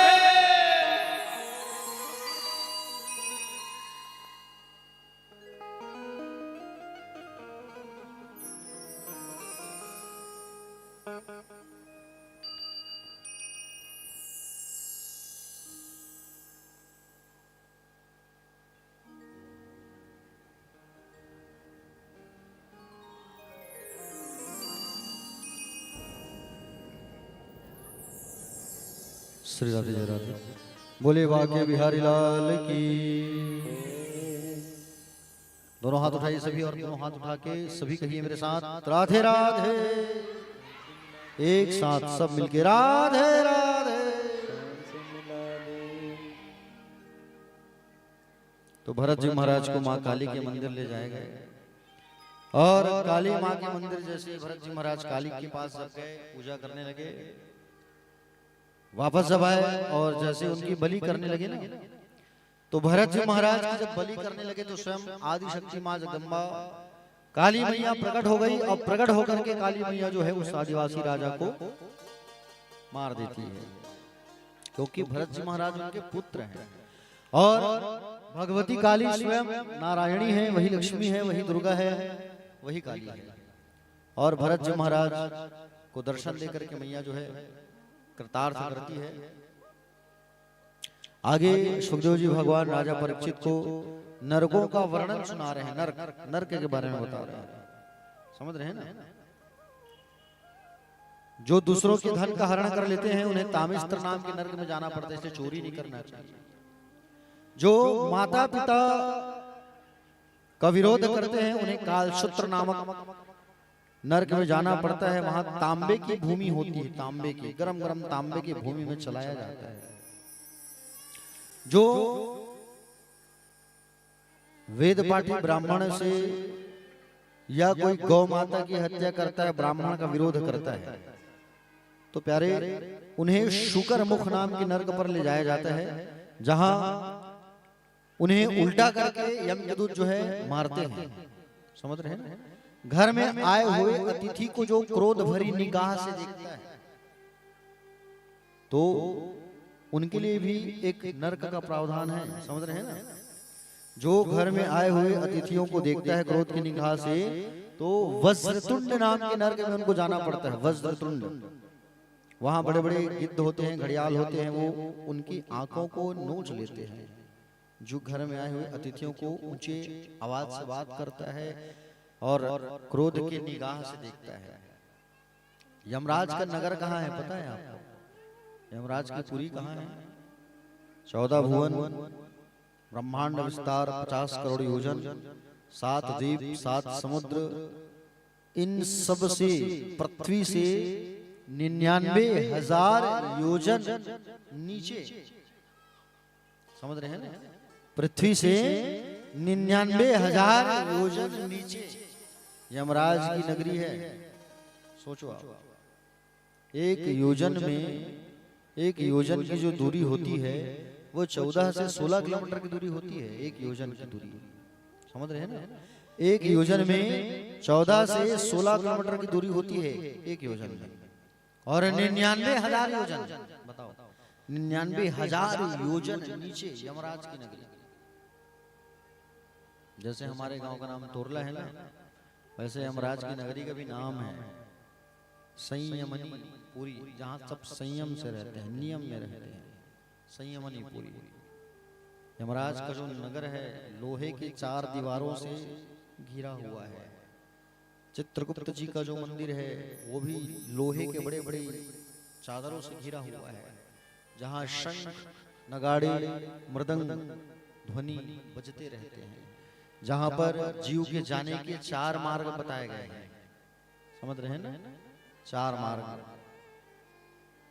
जो जीव जो है जीवन भर पाप कर्म करता है उनको दक्षिण के मार्ग से लेके जाते हैं यम के दूत।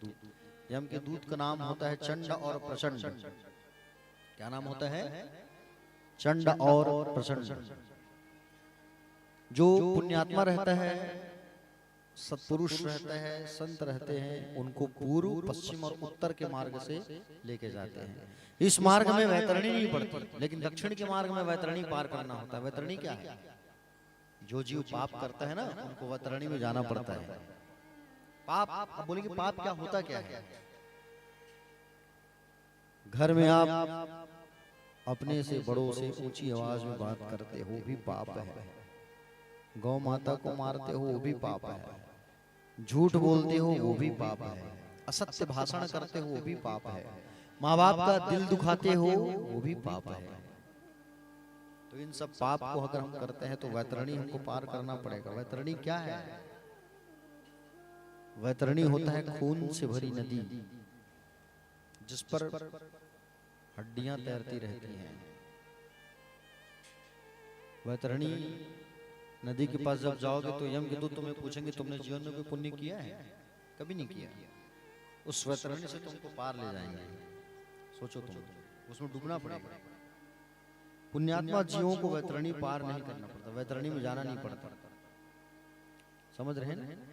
तो 28 नरकों का वर्णन किया गया। मुख्य 28 नरक होता है हमारा। नरकों का वर्णन सुनकर के परीक्षित जी डर गए। और नरकों का वर्णन सुनकर के जब परीक्षित जी डर गए ना, तो परीक्षित जी ने कहा, बोले प्रभु एक बात बताओ, आप नरकों का वर्णन तो कराए हो, नरकों का वर्णन तो किए हो, और नरकों के बारे में आप मुझे बताए हो, इन नरकों से बचने का कोई उपाय आप बता पाएंगे? पूछा परीक्षित जी ने सुखदेव जी से। बोले प्रभु इन नरकों में हमें जाना ना पड़े ऐसा कोई उपाय बता दो आप। नरक में हमें ना जाना पड़े ऐसा कोई उपाय बताओ। तब सुखदेव जी ने बताया कि नरक में जाने से अगर हमें बचना है तो केवल भगवान का नाम। उदाहरण देके बताया यहाँ पर सुखदेव जी ने। कौन सा उदाहरण? अजामिल का उदाहरण। अजामिल नाम के ब्राह्मण हुआ करते थे, कन्नौज के वासी थे, और कन्नौज नगर में रहते थे। अजामिल नाम के ब्राह्मण देवता जो है, और अजामिल जो है पहले तो वेद पाठी था, पूजा पाठ करने वाला था, यज्ञ करने वाला था। लेकिन एक दिन जब वो मंदिर जा रहा था ना अजामिल, जब मंदिर जा रहा था, मंदिर में जब जा रहा था तो किसी स्त्री को, एक गणिका को किसी शूद्र के साथ में बात करते जब देखा उन्होंने, अजामिल का मन परिवर्तित हो गया और उस स्त्री से विवाह करके अपने साथ लेके चला गया। पूजा पाठ करना भूल गया, यज्ञ करना भूल गया, ब्राह्मण था और उसके साथ विवाह करके रहने लगा। 9 पुत्र हुए उनके, उस अजामिल के 9। पाप कर्म इतना बढ़ चुका था कि उसकी आयु कम हो रही थी। देखो, हम जब पाप कर्म करते हैं ना तो हमारी आयु जो है कम होती जाती है, क्षीण होती जाती है। अजामिल का पाप बढ़ चुका था और अजामिल की आयु कम हो चुकी थी। एक दिन अजामिल के गांव में कुछ संत महात्मा आए। संतों ने गांव वालों से पूछा, भैया कोई ब्राह्मण का घर है? बोले अभी रात में पहुंचे हैं ना तो सूखे चावल वगैरह उनके यहाँ जाके मांगेंगे हम। बोले पता बता दो। तो गांव वाले जानबूझ के अजामिल का पता बताए, अजामिल के घर का पता बता दिए। वो तो पापी था ना, दुष्ट था। उनके यहाँ गए संत, जा करके दरवाजा खटखटाए और दरवाजा खटखटा कर उनके यहाँ सूखे अन्न के दाने मांगे। बोले आपके यहाँ सूखे अन्न के दाने हो तो दे दीजिए। अजामिल की पत्नी निकली, अजामिल की पत्नी निकल करके कही कि बोले ठीक है ये लूल महाराज चले जाओ यहाँ से, हम अगर हमारे स्वामी आ गए ना तो आप लोगों को गाली गलौज करेंगे, जाओ यहाँ से। संत महाराज देखे, बोले ब्राह्मण हो गया ऐसा काम। संत महात्मा जब उनके गांव से वापस जाने लगे तब अजामिल के घर पर आए और अजामिल के घर पर आकर के कहे कि अजामिल की पत्नी से कहा, बोले माता जी आपका और संतान आने वाला है, आप गर्भवती हो? बोले हाँ। अगर आपका कोई संतान अगर बेटा हो गया ना तो उसका नाम आप क्या रख देना? नारायण रख देना। और जब आप नारायण रख दोगे ना अपने पुत्र का नाम, अजामिल छोटे बेटे से बहुत प्यार करेगा और उसका पाप धुल जाएगा। एक बेटा ही हुआ अजामिल का, और बेटा हुआ तो उसका नाम रख दिया नारायण। अजामिल जो है छोटे बेटे से खूब प्यार करता था, बहुत प्यार करता था छोटे पुत्र से, खूब प्यार। और छोटे पुत्र से बहुत प्यार करता था।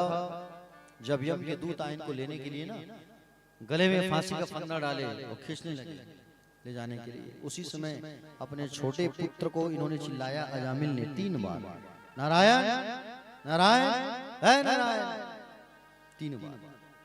उतने में भगवान विष्णु के दूत आ गए, सिपाही आ गए, जय विजय, और आगे यम के दूतों के साथ लड़ाई करने लगे। बोले तुम लेके नहीं जा सकते। यम के दूतों ने कहा क्यों, आप कौन हो?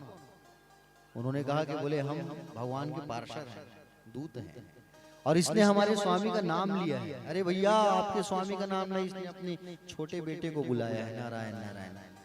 भगवान के सिपाहियों ने कहा बोले जैसे तैसे वो नाम तो लिया है मुख से, हमारे स्वामी का नाम तो आया ही इसकी जीभ में। तो यम के दूतों को मार के भगा दिए। और यम के दूत जब यम के पास गए, यमराज ने पूछा क्यों भैया तुम अजामिल को लेके क्यों नहीं आए? तो उन्होंने कहा कि बोले क्या बताएं सरकार, बोले आज वो नारायण नारायण चिल्लाया तो नारायण के दूत आ गए और हमें भगा दिया वहां से। यमराज ने स्पष्टीकरण कर दिया वहां पे, क्या कहा? यम ने आदेश दे दिया कि सुनो, बोले अंतिम समय में जो व्यक्ति जो है नारायण का, कृष्ण का, राधा वल्लभ का, राधा रमण का, दामोदर का और कपिल का, दत्तात्रेय का, कच्छप नारायण, मत्स्य का, कृष्ण का, राम का, शिव का अगर नाम ले तो भूल से मेरे यहाँ लेके मत आना, उसे जीवन दान देना। और तुम लोग चिल्ला के मत बताओ कि वो नारायण नारायण बोला है करके। यहाँ जितने यहाँ नर्क में पड़े हुए जीव हैं, अगर नर्क में पड़े हुए जीव अगर सुन लेंगे और उन लोग चिल्लाना चालू कर देंगे नारायण नारायण, तो उन्हें छोड़ना पड़ जाएगा। धीरे बोलो। अंतिम समय में जो नारायण नारायण चिल्लाएगा उसे भूल से हमारे यहाँ लेके मत आना। अब अजामिल का तो जान बच गया, अजामिल की जान बच गई ना। नारायण नारायण चिल्लाया तो अजामिल ने सोचा कि अगर मैं अपने बेटे का नाम लिया हूँ तो मेरी जीवन बच गई, तो क्यों ना मैं सबको छोड़ के भगवान का नाम भजना चालू कर दूं। ऐसा कहा करके अजामिल जो है चले गया हरिद्वार, और हरिद्वार में जाकर के भगवान का नाम जपने लगा। छोटे पुत्र का नाम रखा नारायण, समझ रहे हो ना? हाँ, आगू के सियान मन बने नाम रखे लइका मन के। शिव नारायण, लक्ष्मी नारायण, राधे श्याम, शिव प्रसाद है नहीं, राम नारायण, सियान मन बने नाम धरे, ममक नाम ल बने धरे है बिचारी नानी है दाई दादा होकर, कम से कम उनका नाम लेंगे तो तर जाएंगे, है कि नहीं। तो अगर हम भी अपने संतानों का नाम अगर भगवान के नाम को लेके रखते हैं तो कहीं ना कहीं इसका फायदा हमको भी मिलेगा। जाने अनजाने अगर मुंह से पाप होता है, दिन में पाप होता है, मुंह से नाम निकला भगवान का, तो भगवान का नाम ही एक सार है। कलयुग केवल नाम आधारा, सुमिर सुमिर नर उतर ही पारा। कलयुग में केवल भगवान का नाम ही तो सार है, बाकी सब बेकार है। इसलिए अगर बेटा होता है तो उसका नाम रखो राम, श्याम, कन्हैया, कृष्ण, शिव, ये नाम रखो आप।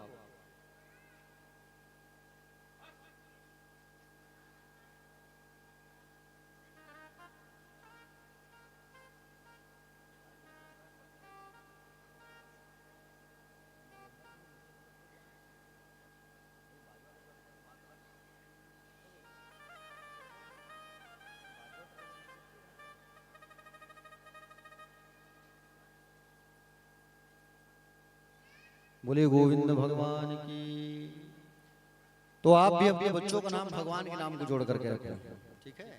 आधुनिक में आज हम लोग इतने डूब चुके हैं ना, पूछो मत। जगह जगह जाओ, यजमानों के यहाँ पूछो बच्चे का क्या नाम रखे हैं, तो कहते हैं डुग, है कि नहीं। उस दिन मंदिर असुर गए हुआ था मैं, तो दीदी थी वहां पे, पूछा क्या नाम रखे हो, तो डुग्गू है। मैं कहा धन्य हो दाई हो। एक हमारे यजमान है, उनके यहाँ एक बार गए हुआ था, मैं पूछा बोले नाम क्या रखे हो बच्चे का, कुक्कू। मैं कहा राहु जोड़ दे भैया, दो शब्द मत कर, एक ठोस शब्द जोड़ राहु है। ये कुक्कू कोई नाम है, डुग्गू, कुक्कू, मुक्कू है कि नहीं, गोल्डी, ऐसा नाम रखते हैं आजकल।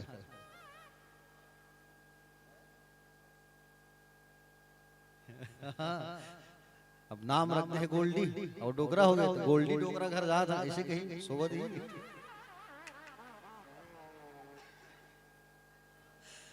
महाराज हब्बड़ लदा थे गावर को नाम गोल्डी ही ना, जो बाजू में बैठे हमारे परायण करता है बेचारा, अभी डोगरा हो गया, सरी बाल हपाक के होकर हमारे परायण करता महाराज गोल्डी महाराज के। सब गोदरेज वोदरेज लगा के बैठे थे बेचारा, उन्होंने कहा कर गए पहले सियान हो गए। सब भक्त उन गए थे महाराज तो बड़े भाई का ऐसे थे, नोए भैया मैं भाव वही बड़े भाई की दी तुम कई बार, है कि नहीं।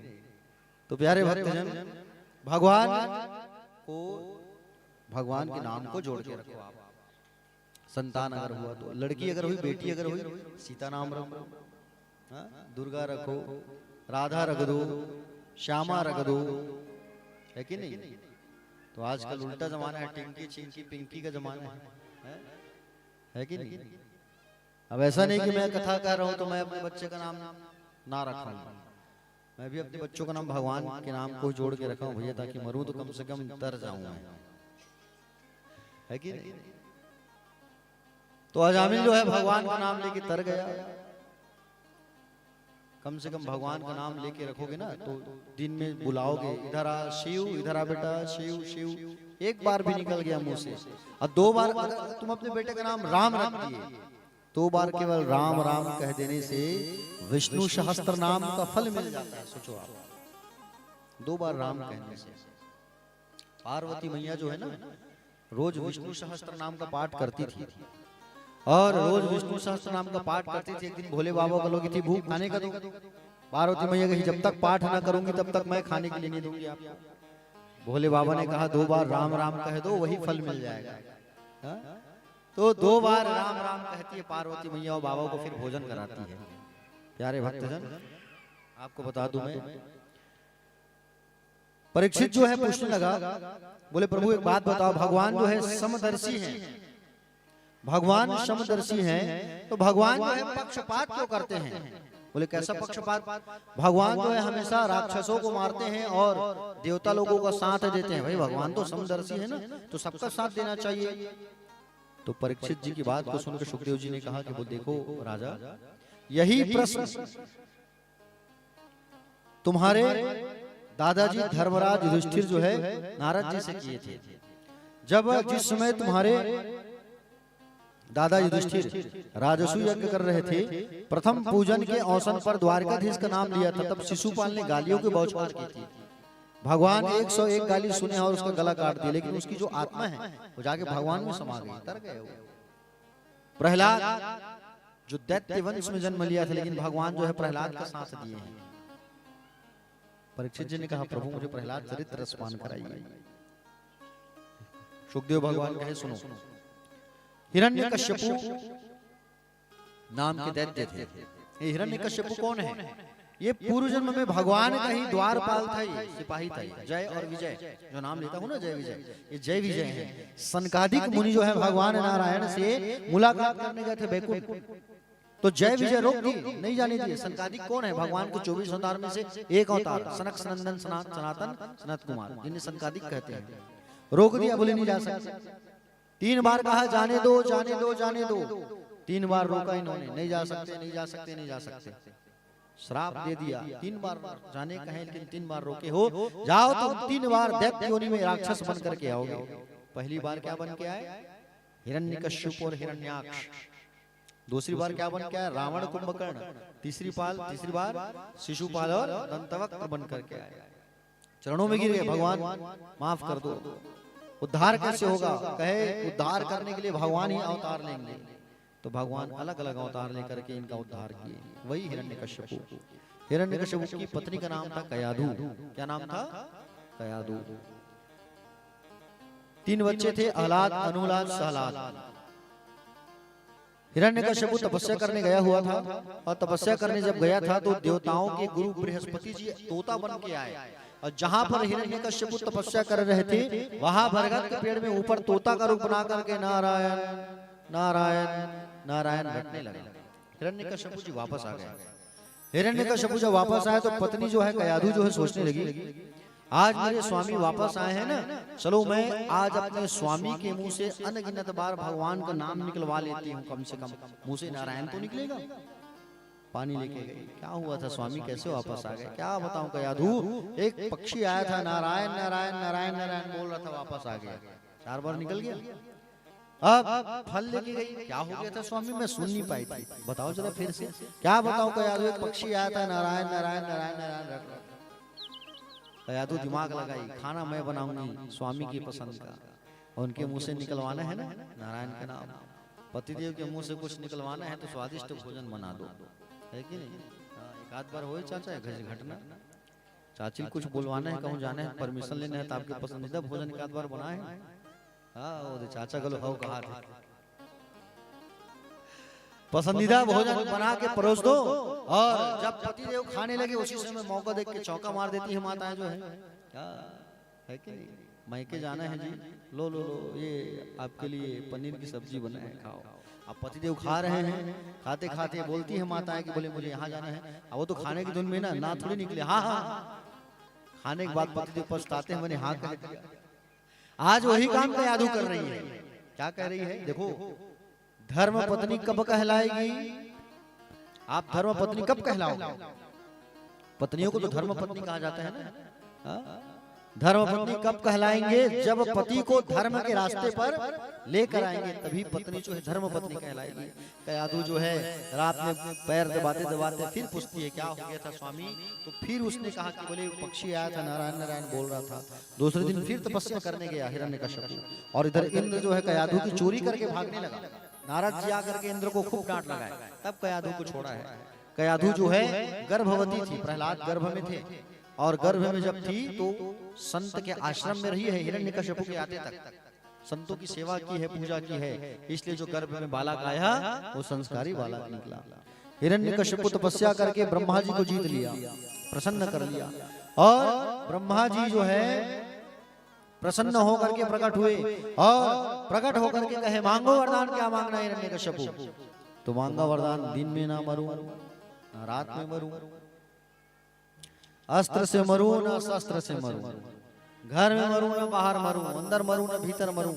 12 महीना होता है साल में, 12 महीने में ना मरूं ऐसा वरदान दे दो, अमर हो जाऊं। बोले भैया अमर का वरदान तो नहीं दे सकता, लेकिन जितना तुम कहे हो उतना तुम्हें मिलेगा, जाओ। अब वहां से आने के बाद ये हिरण्यकश्यप जो है इसका पाप बढ़ गया, खूब पाप। लोगों से अपनी जयकार करवाने लगा, पूजा करवाने लगा, यज्ञ होना बंद, भगवान की नाम लेना, भगवान का नाम को लेता था तो हिरण्यकश्यप पूजा के मार देता था उसे। सोचो इतना पाप बढ़ गया। चलो दोनों हाथ उठा के एक बार जयकारा लगाइए सभी। बोले बाके बिहारी लाल की जय हो। जिनके 2 हाथ है वही उठाना भैया, और जिनके हाथ नहीं मत उठाना। चलो बोलो बाके बिहारी लाल की जय हो। कुंज बिहारी लाल की जय हो। सांवरिया सेठ सरकार की जय हो। राधा रमण लाल की जय हो। हिरण्यकश्यप महाराज की। लो हिरण्यकश्यप महाराज की जय कहा तो सब हो जय। बड़ा मरना है नहीं, ककरो ध्यान नहीं है कथा में। लो सब जय कहा। अरे हिरण्यकश्यप भगवान नो है भाई, भगवान के जय बुलाना है। चलो एक बार फिर हाथ उठाओ। नहीं अब नहीं बोलो, टेंशन मत लो, मैं जानबूझ के बोले रहे हो ना, काकर ध्यान है कि पता चले कि। चलो हाथ उठाइए एक बार। बोले बाके बिहारी लाल की जय हो। भागवत भगवान की जय हो। राधे राधे। तो हिरण्यकश्यप का पाप खूब बढ़ गया था। छोटा पुत्र था प्रहलाद, जिससे बहुत प्यार था उसको प्रहलाद। और ये जो है अपने नाम का विद्यालय खोल के बैठा है, हिरण्यकश्यप दानव विश्वविद्यालय, जहां पर आसुरी विद्याओं की, आसुरी शक्तियों की पढ़ाई होती है, केवल आसुरी विद्या। जहां पे अपने सब बेटों को भर्ती कर दिया है, जाओ सब गलत विद्या का अध्ययन करना, पढ़ाई करना जाओ। और ये लोग जा करके केवल आसुरी विद्या को ही ग्रहण कर रहे हैं, आसुरी विद्या का ग्रहण कर रहे हैं। लेकिन प्रहलाद जो है गलत विद्या नहीं सीखा, प्रहलाद जो है नवधा भक्ति को सीखा, प्रहलाद जो है नवधा भक्ति को सीखा है। नवधा भक्ति किसे कहते हैं पता है? श्रवणम अर्चनम वंदनम दास्य आत्मनिवेदन पाद्य। श्रवणम मतलब होता है सुनना, ये भी पहली भक्ति है। श्रवणम अर्चनम, अर्चना मतलब अर्चना करना भगवान का, दास मतलब दास बनना, ये सब 9 प्रकार की भक्ति ये सीख रहा है प्रहलाद जो है। गर्मी छुट्टी लगी तो गर्मी छुट्टी जब लगी तो प्रहलाद घर आया पिता के पास, पिताजी गोद में बैठा है, प्यार करने लगे। बेटा बता क्या सीखा है? उन्होंने कहा कि बोले पिताजी मैं तो केवल नवधा भक्ति को सीखा हूँ, उस परम पिता नारायण को स्मरण करता हूँ। प्रहलाद की बात सुन के हिरण्यकश्यप का दिमाग फिर गया। संडामार्क को बुलाओ। संडामार्क जो है शुक्राचार्य के पुत्र हैं, ये विद्यालय के गुरु हैं। संडामार्क को बुलाया गया। ऐ संडामार्क, तुम हमारे बच्चों को क्या सिखा रहे हो? सरकार आप गा मतलब गधा कहते हो तो हम गधा ही सिखाते हैं। हम गा मतलब आप गधा कहे तो गधा ही सिखाते हैं स्वामी हम। ये आपका बेटा पत्नी कहाँ कहाँ से क्या क्या सीख के आ रहा है? पिता को कहने लगा पिताजी संसारिक कुआं में अगर कोई गिर जाए ना तो एक बार रस्सी के से कोई खींच सकता है, लेकिन ये संसारिक अंधकूप में, संसारिक कुआं में जो गिर गया वो कभी निकल नहीं सकता। और उससे निकलने का एक ही साधन है भगवान का नाम। आप भी उस नारायण का नाम जपो, मैं तो उस नारायण का नाम हर पल जपता हूँ।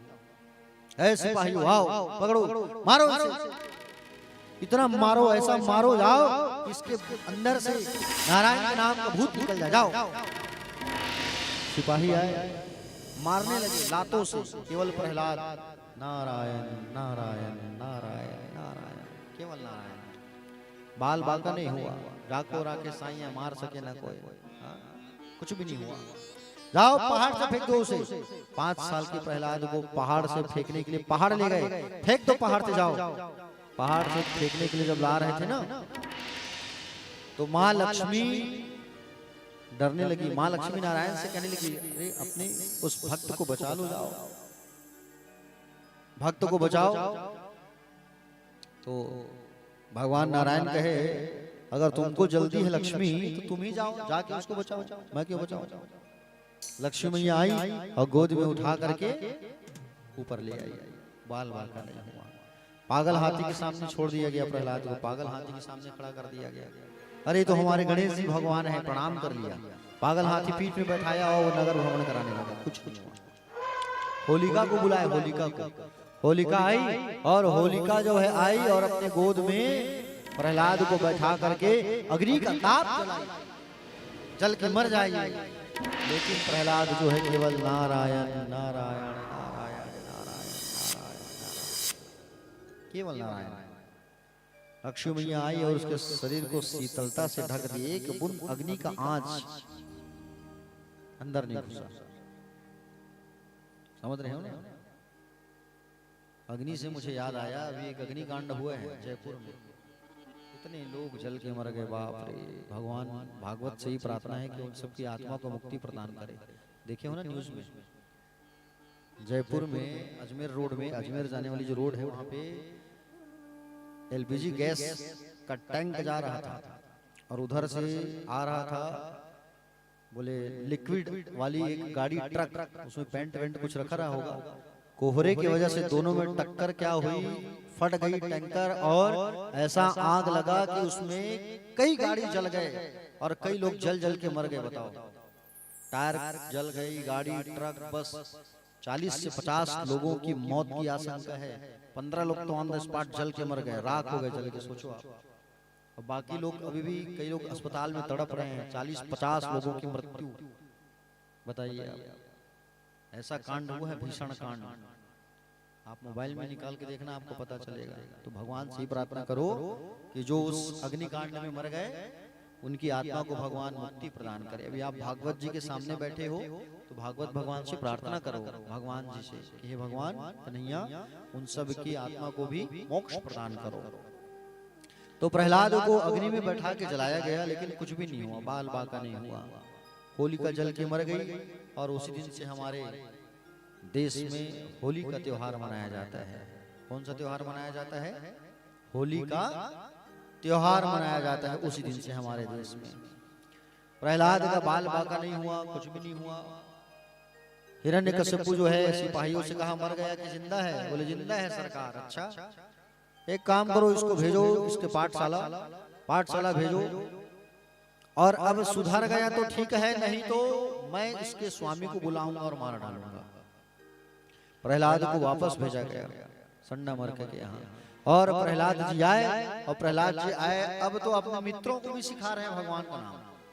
अपने मित्रों को भी भगवान का नाम लेना सिखा रहे हैं। मित्रगण कहने लगे, अरे बोले अभी नाम लेने से क्या मतलब भगवान का, बड़े हो जाएंगे तो नाम लेंगे। प्रहलाद जी ने कहा, बोले जब बूढ़े हो जाओगे, ताली नहीं बजाओगे तो क्या मतलब, चल नहीं पाओगे तो क्या मतलब, परिक्रमा नहीं कर पाओगे तो क्या मतलब। उससे अच्छा अभी जो है तुम भगवान का नाम लेना चालू कर दो।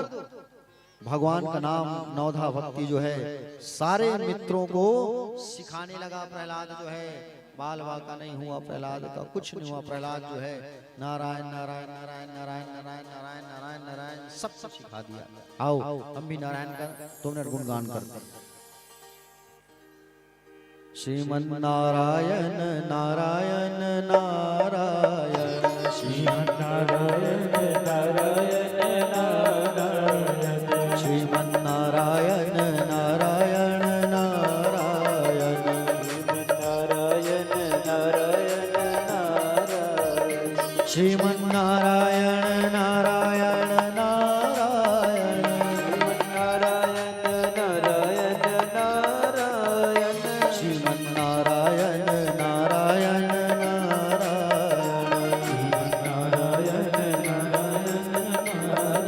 नारायण, लक्ष्मी नारायण नारायण नारायण, नारायण नारायण नारायण, लक्ष्मी नारायण नारायण नारायण, नारायण नारायण नारायण, श्रीमन्नारायण नारायण नारायण, नारायण नारायण नारायण, सत्यनारायण नारायण नारायण, नारायण नारायण नारायण, सत्यनारायण नारायण नारायण, नारायण नारायण नारायण,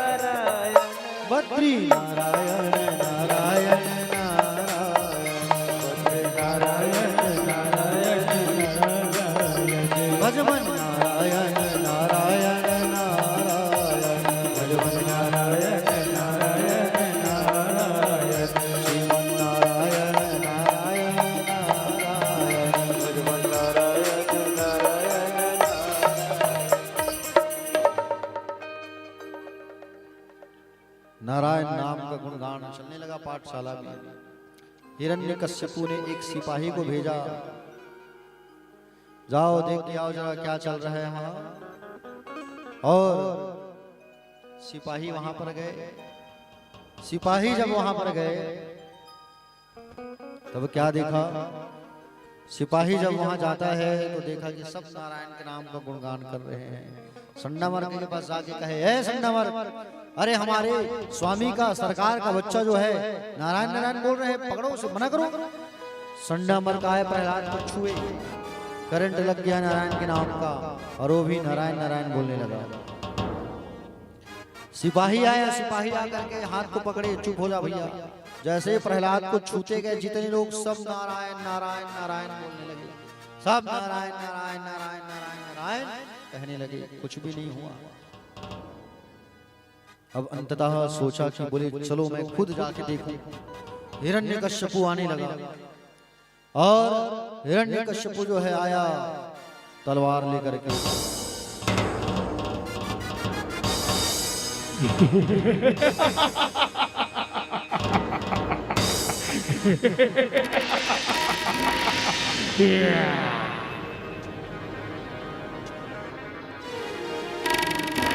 अरे प्रहलाद,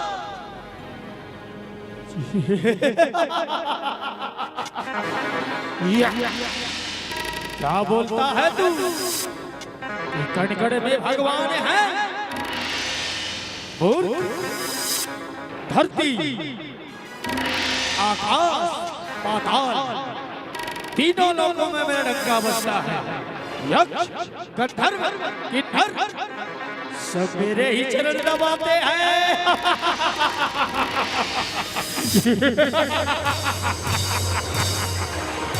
सैनिकों,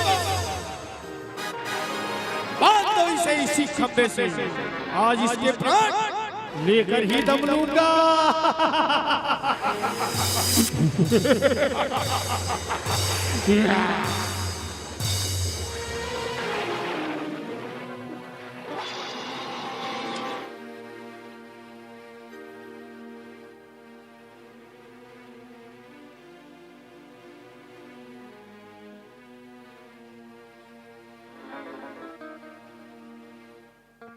हिरण्यकश्यपु जो है आया और प्रहलाद से पूछने लगा, तू नहीं सुधरा ना? कहाँ है तेरे नारायण, बोल। अच्छा, क्या इस खम्भे में है तेरे नारायण? बुला आज मेरे शत्रु को, जिसने मेरे भाई हिरण्याक्ष को मारा है, आज मैं उसे मार करके ही दम लूंगा। प्रहलाद कहने लगा, प्रहलाद पिताजी, भगवान तो हमारे कण कण में है, हरि व्यापक सर्वत्र समाना, प्रेम के प्रकट हो ही मैं जाना। अच्छा, क्या इस खम्भे में है तेरे नारायण, बोल।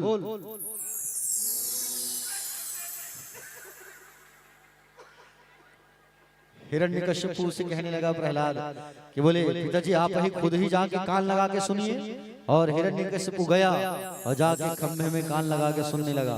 जैसे खम्भे में कान लगा के सुना और खम्भे में जाके तलवार से मारा तो स्वयं खम्भे को फाड़ करके भगवान प्रकट हो गए।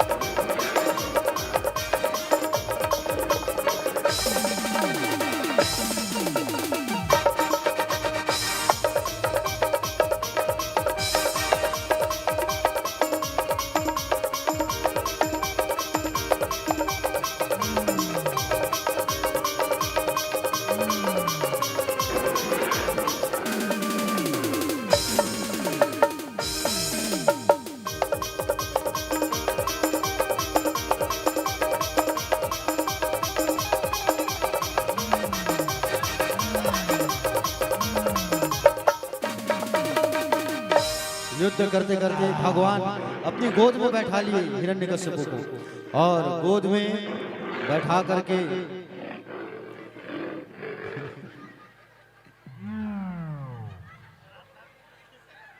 गोद में बैठा करके बोले, बोल क्या वरदान मांगा था तूने? क्या वरदान था तेरा? दिन में मरूं ना रात में मरूं? बोल हिरण्यकश्यपु बोल। तेरा वरदान था ना कि तू दिन में मरूं ना रात में मरूं। देख ये सायंकाल का समय है, गोधूली बेला का समय है, हाँ? शाम का समय है कि नहीं? कौन सा समय है ये?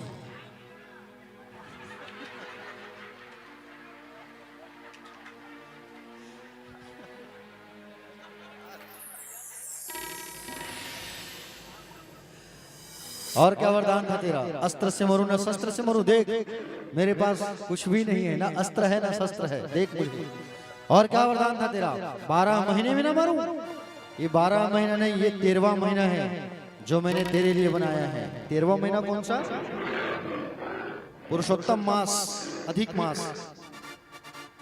तूने मेरे 5 साल के उस भक्त को बहुत कष्ट दिया है, तूने बहुत मारा है, बहुत तड़पाया है। आज मैं तुझे जीवित नहीं छोड़ूंगा। हिरण्यकश्यपु भगवान नरसिंह अपने नाखूनों को दिखा के डराने लगे उसे, और नाखूनों को दिखा के डराने लगे, और हिरण्यकश्यपु कांपते गया, डर के कारण कांप रहा है, और भगवान अपने नाखूनों को उसके पेट में गड़ा दिए और गड़ा के फाड़ दिए।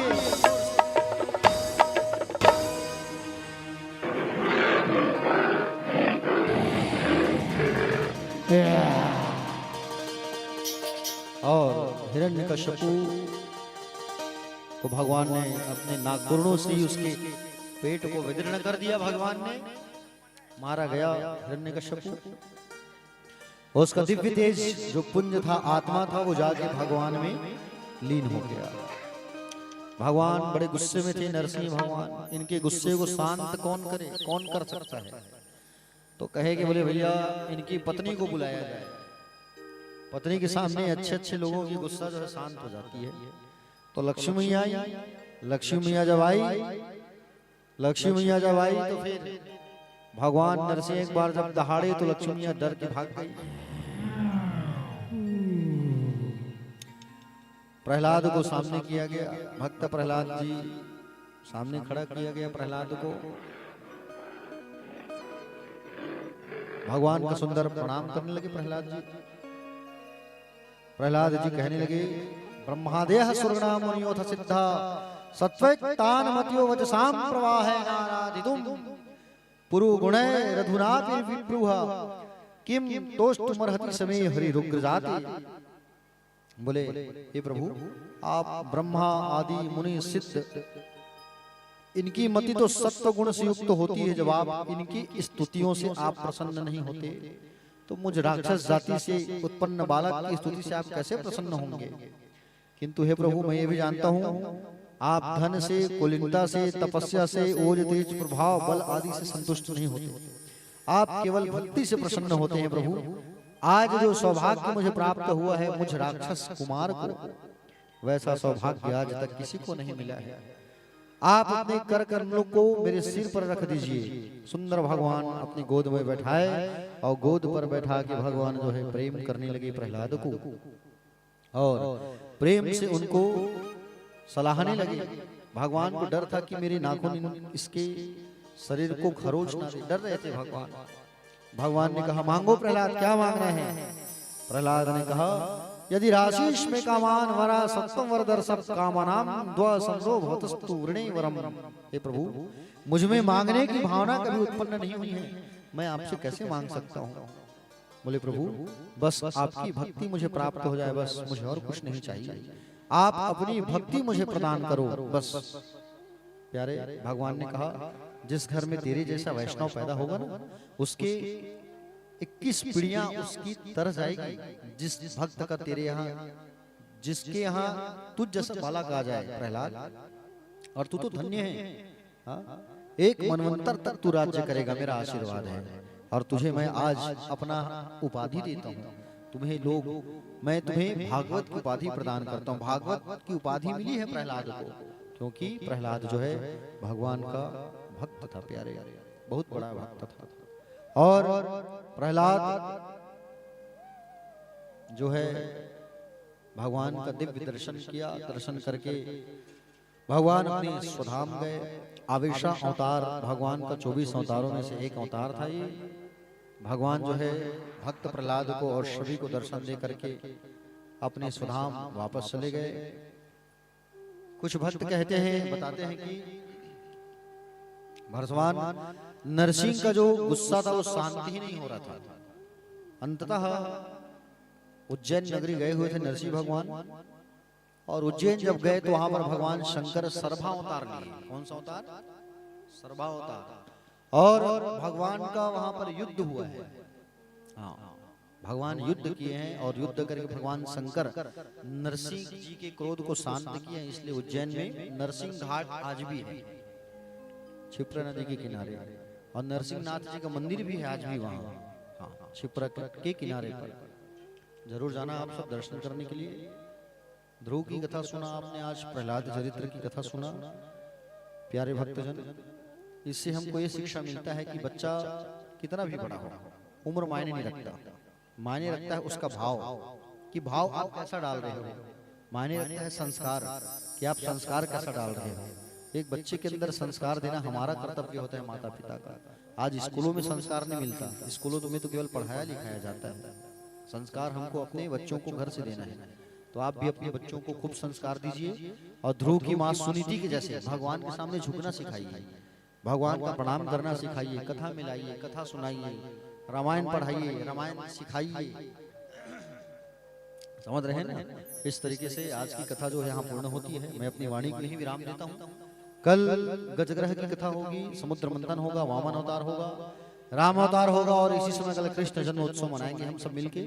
आप लोगों को, समस्त तोरला वासियों को मेरा आग्रह है, निवेदन है, सभी ग्राम के भक्तजन, माताएं, भाई बहन, बुजुर्गजन, सब अधिक से अधिक जनसंख्या पर कल पधारिए। कल दिन भी अच्छा है, कल बुधवार भी है, बुधवार के दिन भगवान का जन्म हुआ था। ऐसा संयोग आया है, बताइए। बुधवार का दिन, और बुधवार को ही कल कृष्ण जन्म होगा यहाँ कथा पंडाल में। तो अधिक से अधिक जनसंख्या पर आप सब पधारे कल, और आइए सब अपने अपने स्थान में खड़े हो जाइए। पतितमय पावनमय भगवान की मंगलमय आरती करेंगे। दिव्यमय आज की वाणी को यहीं विश्राम करता हूँ, और आरती की तैयारी कर लीजिए सभी।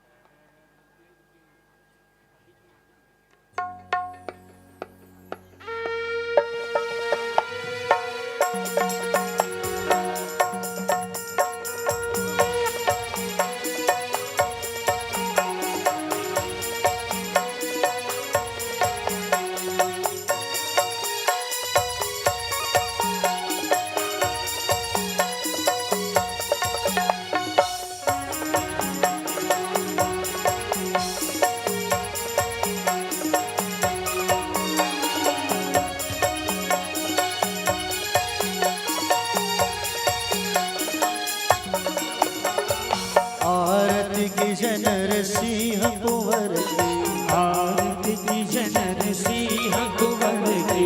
वेद विमल यश गाओ मेरे प्रभु की, वेद विमल यश गाओ मेरे प्रभु की। आरती कीजिए नरसिंह कुंवर की, आरती कीजिए नरसिंह कुंवर की। वेद विमल यश गाओ मेरे प्रभु की, वेद विमल यश गाओ मेरे प्रभु की।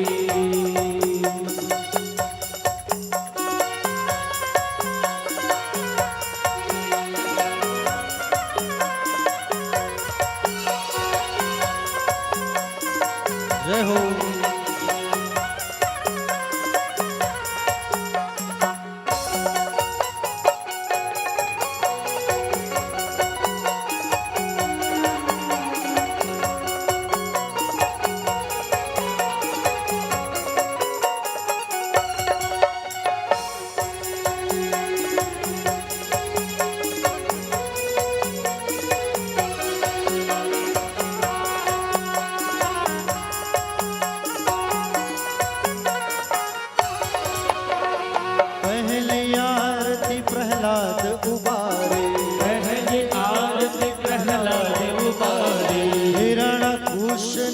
उदर विदारे हिरण्यतूष्णक उदर विदारे दूसरी आरती वामन सेवा और दूसरी आरती वामन सेवा बलि के द्वार पधारे हरि देवा बलि के द्वार पधारे हरि देवा आरती की जनर सिंह कुंवर की आरती की जनर सिंह कुंवर की वेद विमल यश गाओ मेरे प्रभु की वेद विमल यश गाओ मेरे प्रभु की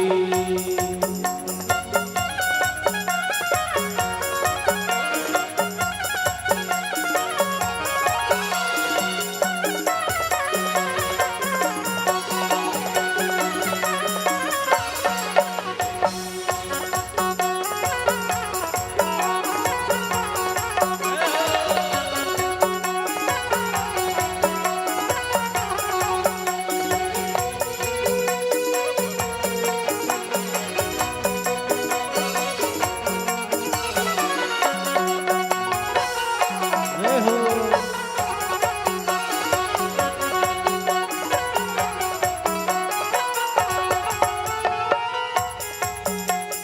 तीसरी आरती ब्रह्म पधारे तीसरी आरती ब्रह्मा पधारे सहस बाहु के भुजा उखारे सहस्त्र बाहु के भुजा उखारे चौथी आरती असुर सहारे चौथी आरती असुर सहारे भक्त विभीषण लंका पधारे भक्त विभीषण लंका पधारे आरती की जनर सिंह कुंवर की आरती की जनर सिंह कुंवर की वेद विमल यश गाओ मेरे प्रभु की वेद विमल यश गाओ मेरे प्रभु की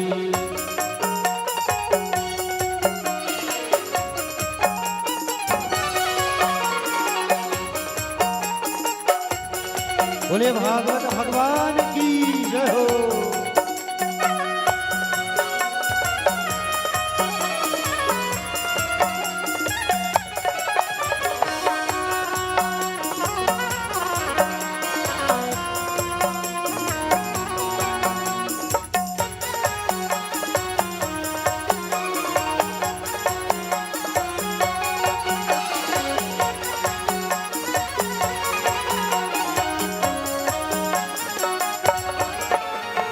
पांचवी आरती कंस पछारे पांचवी आरती कंस पछारे गोपी ग्वाल साधा प्रतिपाले गोपी ग्वाल साका प्रतिपाले तुलसी को पत्र कंठ मणि हीरा तुलसी को पत्र कंठ बनी हीरा हर सिनी रखी गावे दास कबीरा हर सिर गावे दास कबीरा